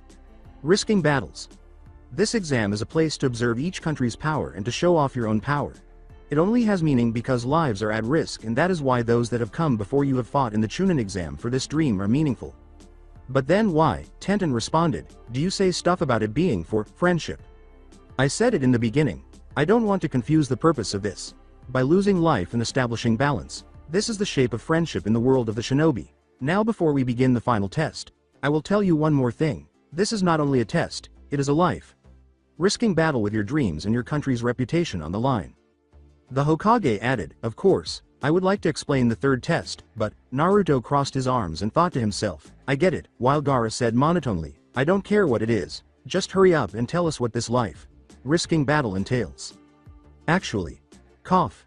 A gritty voice cut in. A Jonin showed up in front of the Hokage. I apologize, Hokage. Sama, for the interruption. From here on, as the referee for this part of the exam, will you please allow me, Gekko Hayate?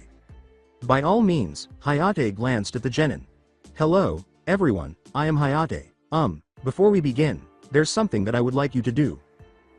It is a preliminary for the third phase to decide who gets to participate in the main event. The bubblegum haired genin said to herself, preliminary? Preliminary? What do you mean? Yelled Shikamaru. Sensei, I don't understand this preliminary, but why aren't all the people here allowed to participate in the next test? Sakura replied gently. The first and second test proved to be too easy for you genin, so in a result. Cough. We have too many people remaining.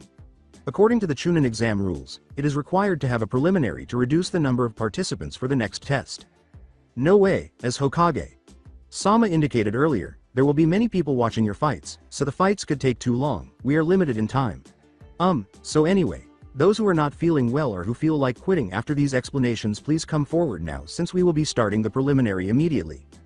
Kiba said, what? Right now, in shock.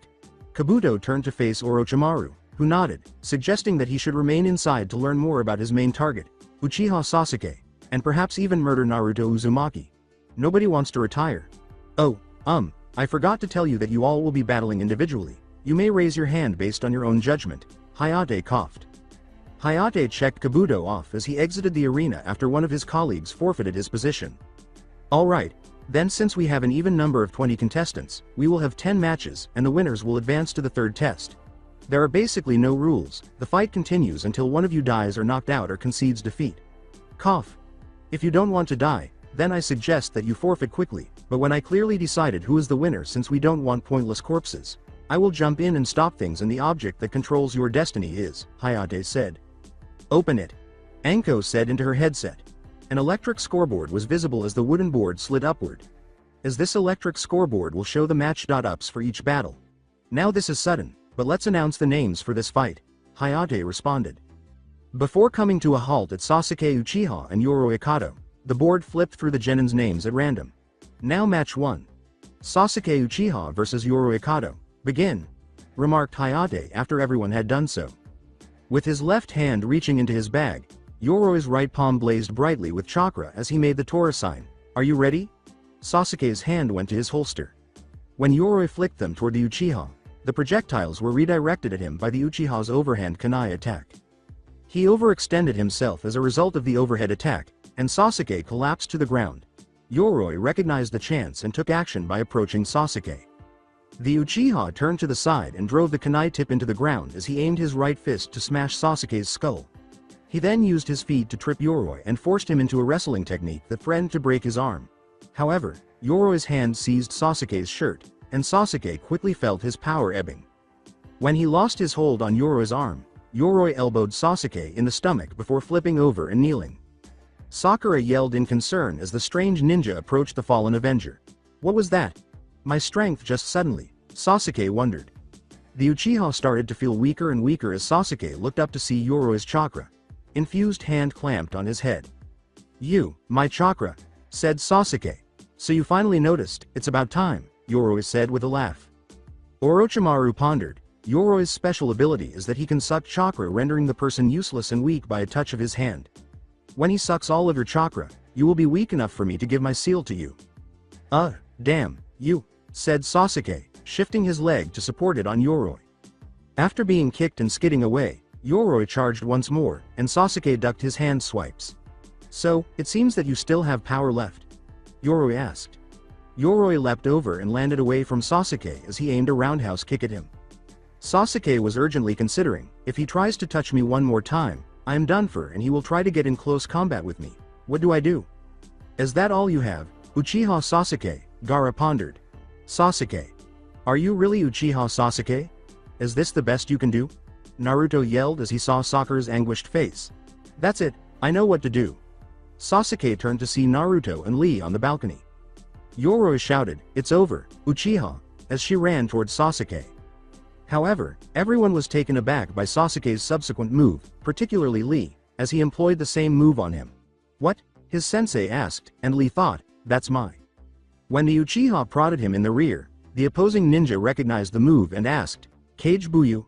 Sasuke emerged behind Yoroi and remarked, "Though from here, it's all original from here." Sasuke declared, "It's over." "Take this," the Uchiha said, "Here it comes." Sasuke kicked Yoroi on the right side after pushing off of her back. Sasuke grimaced and used the momentum of his kick to aim a punch at his exposed left side, but Yoroi blocked it and sneered, "Not enough." Yoroi's head shot downwards when Kakashi remarked, "Not enough, But Sasuke refused to back down. "Get your ass back here," the Uchiha yelled as he caught his opponent in the chest with his right arm. As he yelled, "There's more! Renden!" Yoroi's head wrenched upward to cough up blood, knocking him out before he could touch the ground. Sasuke then turned to kick Yoroi in the chest. Sasuke skidded sideways and then stopped dead in his tracks. As he checked Yoroi's pulse, the sickly proctor thought, "Like I have to check." He then swiveled his head to smile at the unsteady Uchiha. "I am stopping this match, thus Uchiha Sasuke is the winner of this match." The lanky Jonin thought, that movement before the Shishi Renden was from Gai's Goken. He must have copied it when he tousled with Lee earlier. Sasuke grinned slightly and scoffed a little as Kakashi caught him with his foot after he fell backwards. Naruto shouted, "Sasuke! What a lame way to win! You are all beat up, idiot!" Sasuke's body started to rake in pain as he sat on the ground. "That damn, total moron," the Uchiha said, looking at his teammate.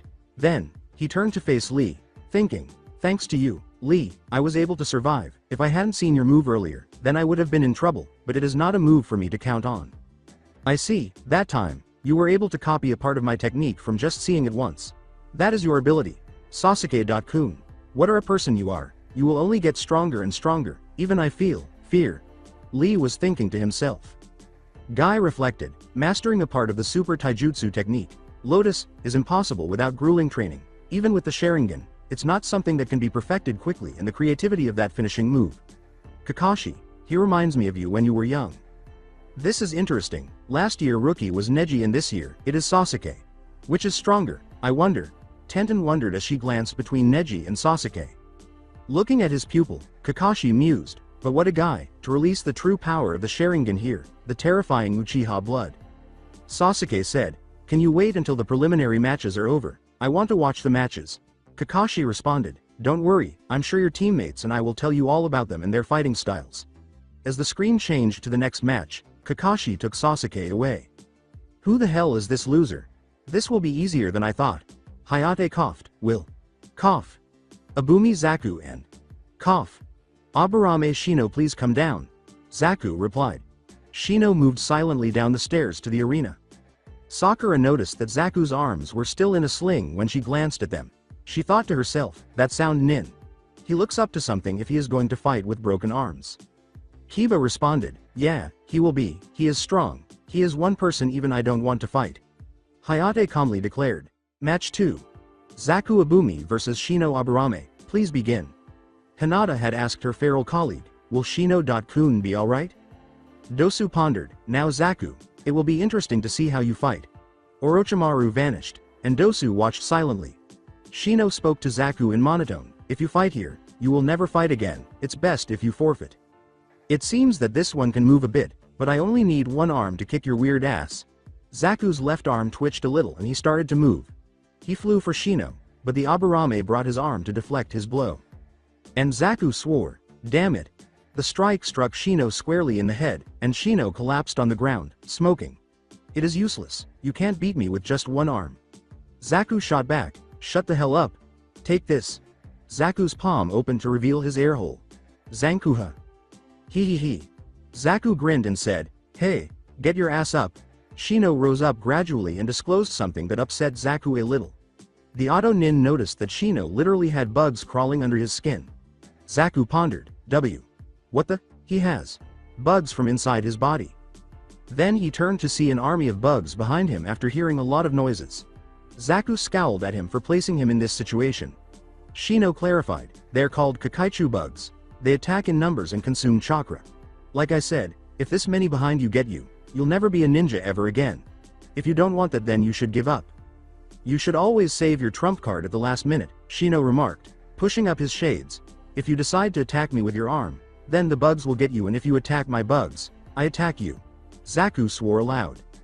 I can't continue to fail. Zaku thought as memories of his encounter with Orochimaru appeared. Don't mess with me. He yelled, pulling out his right arm as he said, hey, you should always have a trump card at the last moment, right? What? He can use his right arm too, exclaimed Kiba.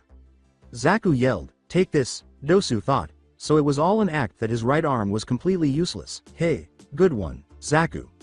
His arms suddenly collapsed, and one of them hit the floor. Zaku watched in disbelief as Kakaichu emerged from the air tubes. I sent some of them to close your dangerous air holes with their bodies when I told you to give up. That is a true trump card, Shino stated, approaching from behind Zaku. You bastard! Zaku yelled, but the Aburame ducked and gave him a backhand, according to Hayate, Shosha, Aburame Shino. Okay, now match 3. Sabaku no Conquero and Kabuto Yakushi, will you please come down to the arena? Hayate stated at the stadium arena. Hey, said Conquero, this will be easy enough. According to Baki, Team Gaara's sensei, Conquero, don't get cocky. Conquero went on to the arena while acting as though he hadn't heard him at all. That idiot is going to get himself killed. Tamari mumbled as Conquero turned to face Yoroi's teammate Kabuto. Kabuto turned to face Orochimaru, who subtly advised him to add interest.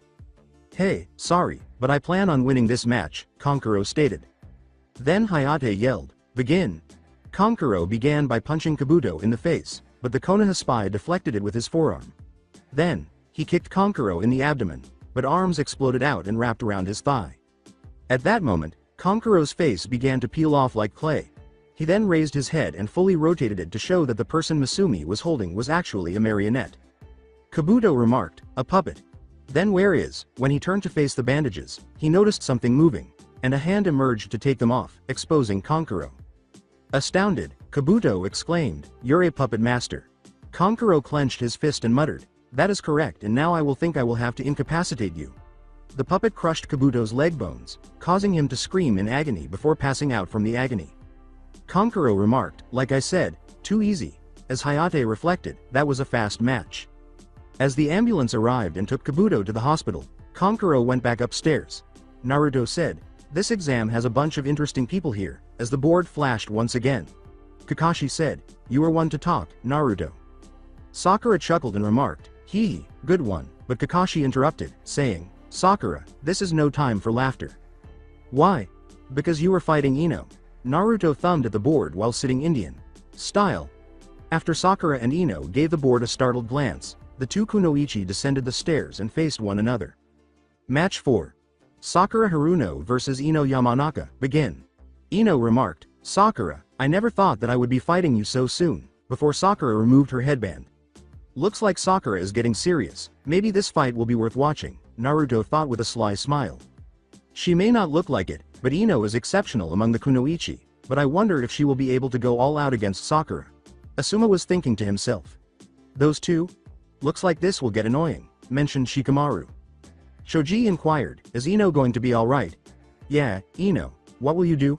said the young Sarutobi. "At this moment, I don't intend to fight with you over Sasuke-kun," Sakura replied. "What was that? You and Sasuke-kun don't go together anyway, and I am completely stronger than you right now. I don't need to be concerned with you." "Sakura, who do you think you are talking to? Don't get ahead of yourself, cry. Baby Sakura." Naruto furrowed his eyebrows and stated, "Sakura is taking this a little bit too far." Ino looked really pissed right now.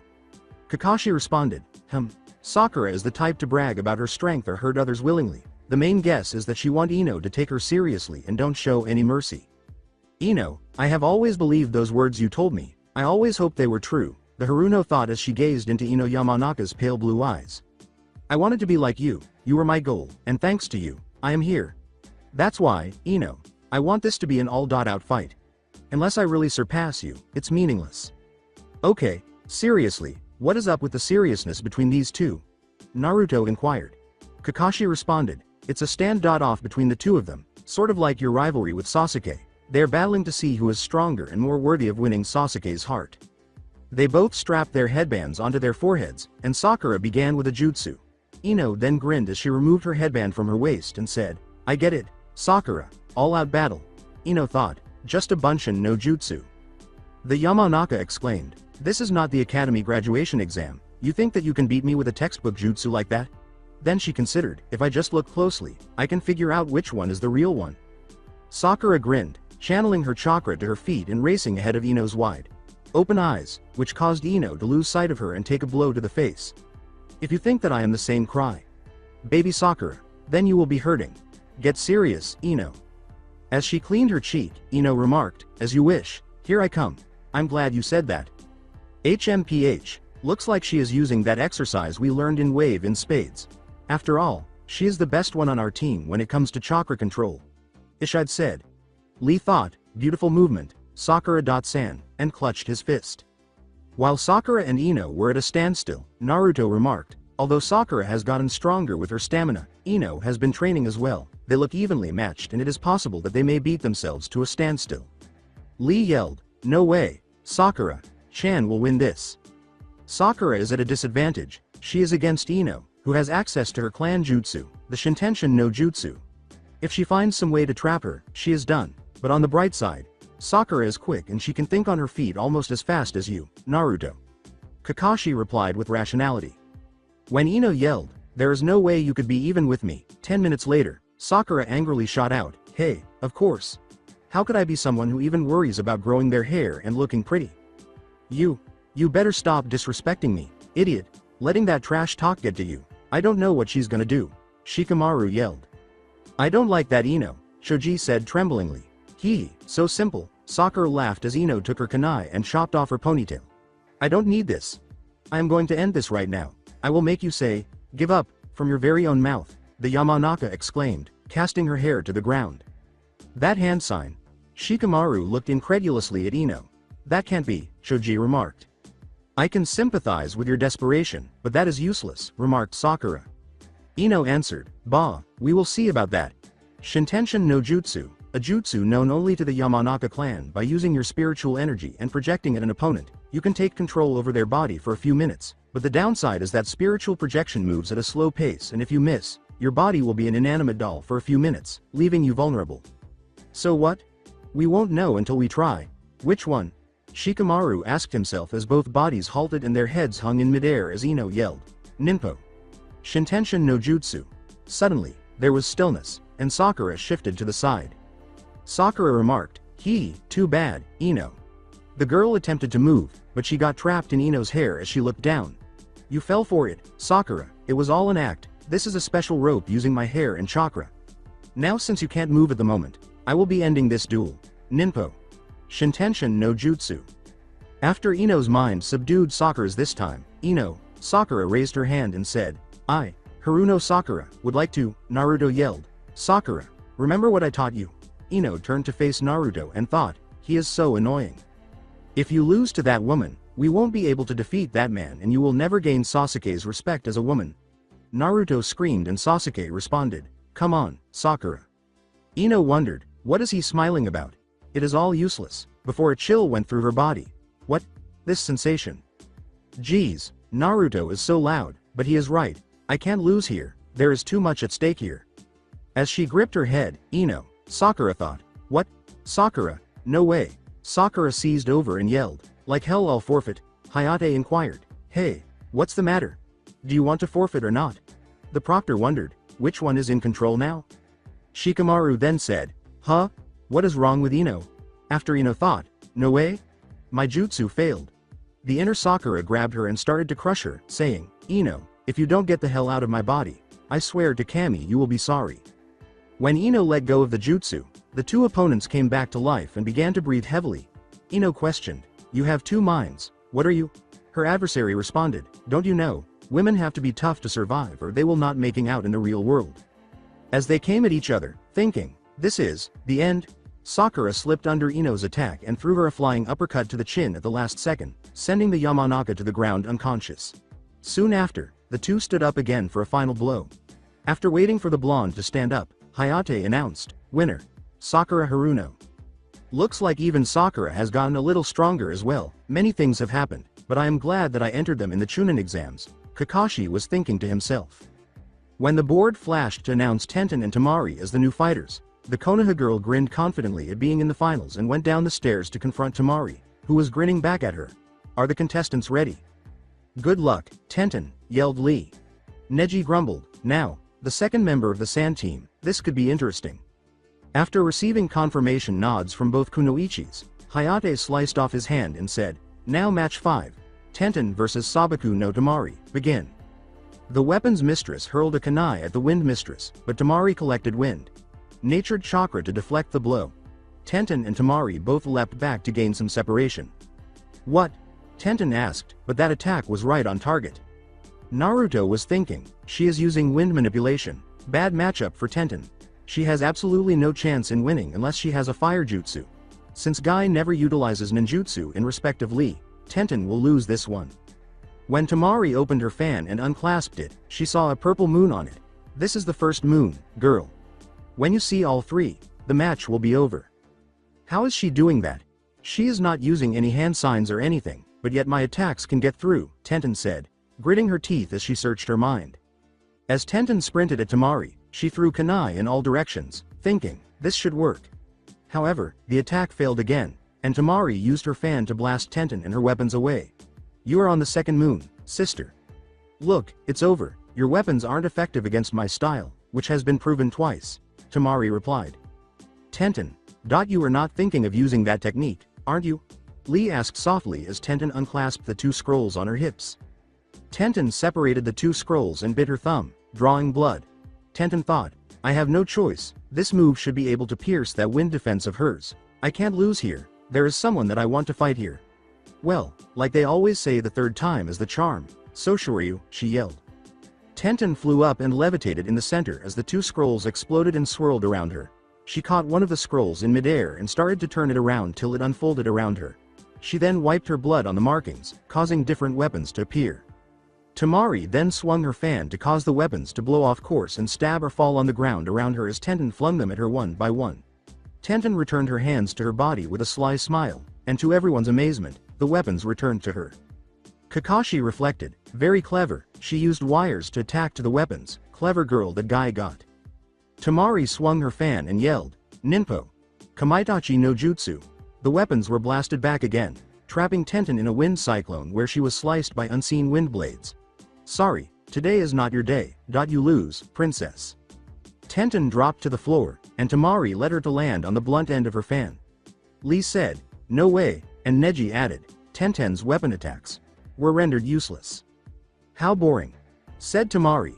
Hiruzen pondered, the genin from the sand are dangerous this year. Naruto said, what is up with her? Tamari laughed as Hayate proclaimed her the winner, and she attempted to fling Tenten away, but Lee intervened to stop her. Lee laid Tenten down carefully and scowled at Tamari, saying, if you ever do that to another opponent again, I swear, you will not be swinging that fan of yours once I am done ripping your arms apart. Tamari remarked, nice catch, but Lee did not respond. Those eyes, they are just like Gaara's, Tamari thought, flinching visibly. The sand girl sneered and attempted to be calm, but she shuddered a little when she felt those icy eyes on his back as she ascended the steps. As Naruto thought, whoa, Lee is pissed, that is a first.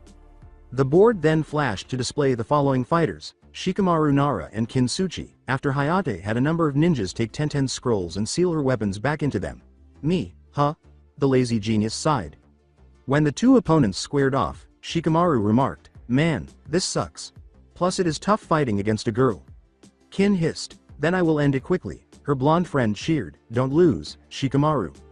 Looking at her, Shoji thought, she is sure cheerful. When Shikamaru looked at Kin, he thought, well, this is quite a predicament. I have no idea what her abilities are, but on the bright side, she doesn't know mine and I only have one jutsu. Match 6. Shikamaru Nara vs Kinsuchi. You may begin, said Hayate. This is all I have. Kageme no jutsu, Shikamaru thought as he created the rat seal.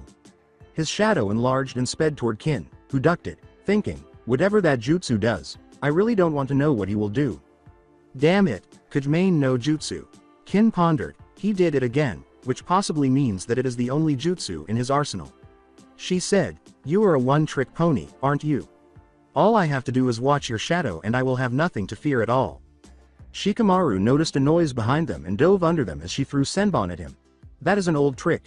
Next, you will throw one with a bell and the other without one, making me dodge the first one when I react to the sound and don't notice the second one. Stab, right? He chuckled as he turned momentarily to see that bells were tied to the end. You sure like to talk, Kin said. The male ninja heard something behind him and turned to see that there was thread linked to the prior belts. This should be easy enough, just avoid the needles, he said. Crap, she was using the string to ring the bells. Kin said, too late, as she hurled her assigned throwing weapons, striking Shikamaru, who slumped to the ground. There is nothing you can do if I avoid your shadow. And now for the coup de grace, the kunoichi smirked cruelly.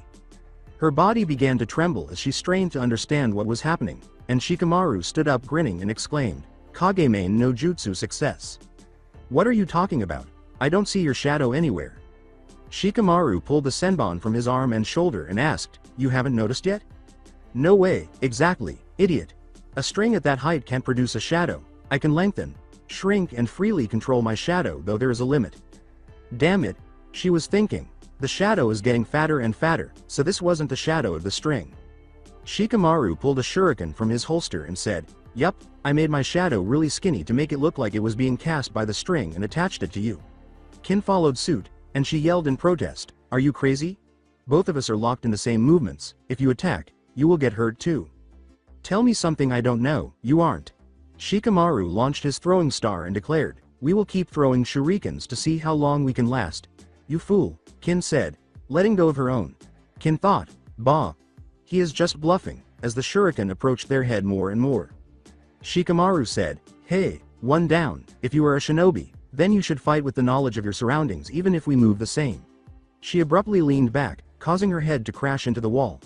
The shuriken was just a ploy to keep you from noticing how close you were to the wall. Says Hayate, winner. Shikamaru Nara. Kiba was thinking, okay, the guys left are that other sound nin. Me, Hinata, Naruto, Neji, Lee, Choji, oh, And that sand guy. Please, but anyone but him. This year's rookies will be fun to fight against, Neji said, looking at Hinata. Now the next match, Hayate stated as the scoreboard flashed, revealing the next two names. Naruto Uzumaki and Kiba Inuzuka. Naruto said, HMPH, my turn, EH. It is about time, as he made his way to the arena. Kiba said, haha, lucky. We can definitely beat him, Akamaru. And his dog agreed with a bark. Match 7. Naruto Uzumaki vs Kiba Inuzuka. That's it for today. I hope you guys enjoyed this great story. See you in the next one.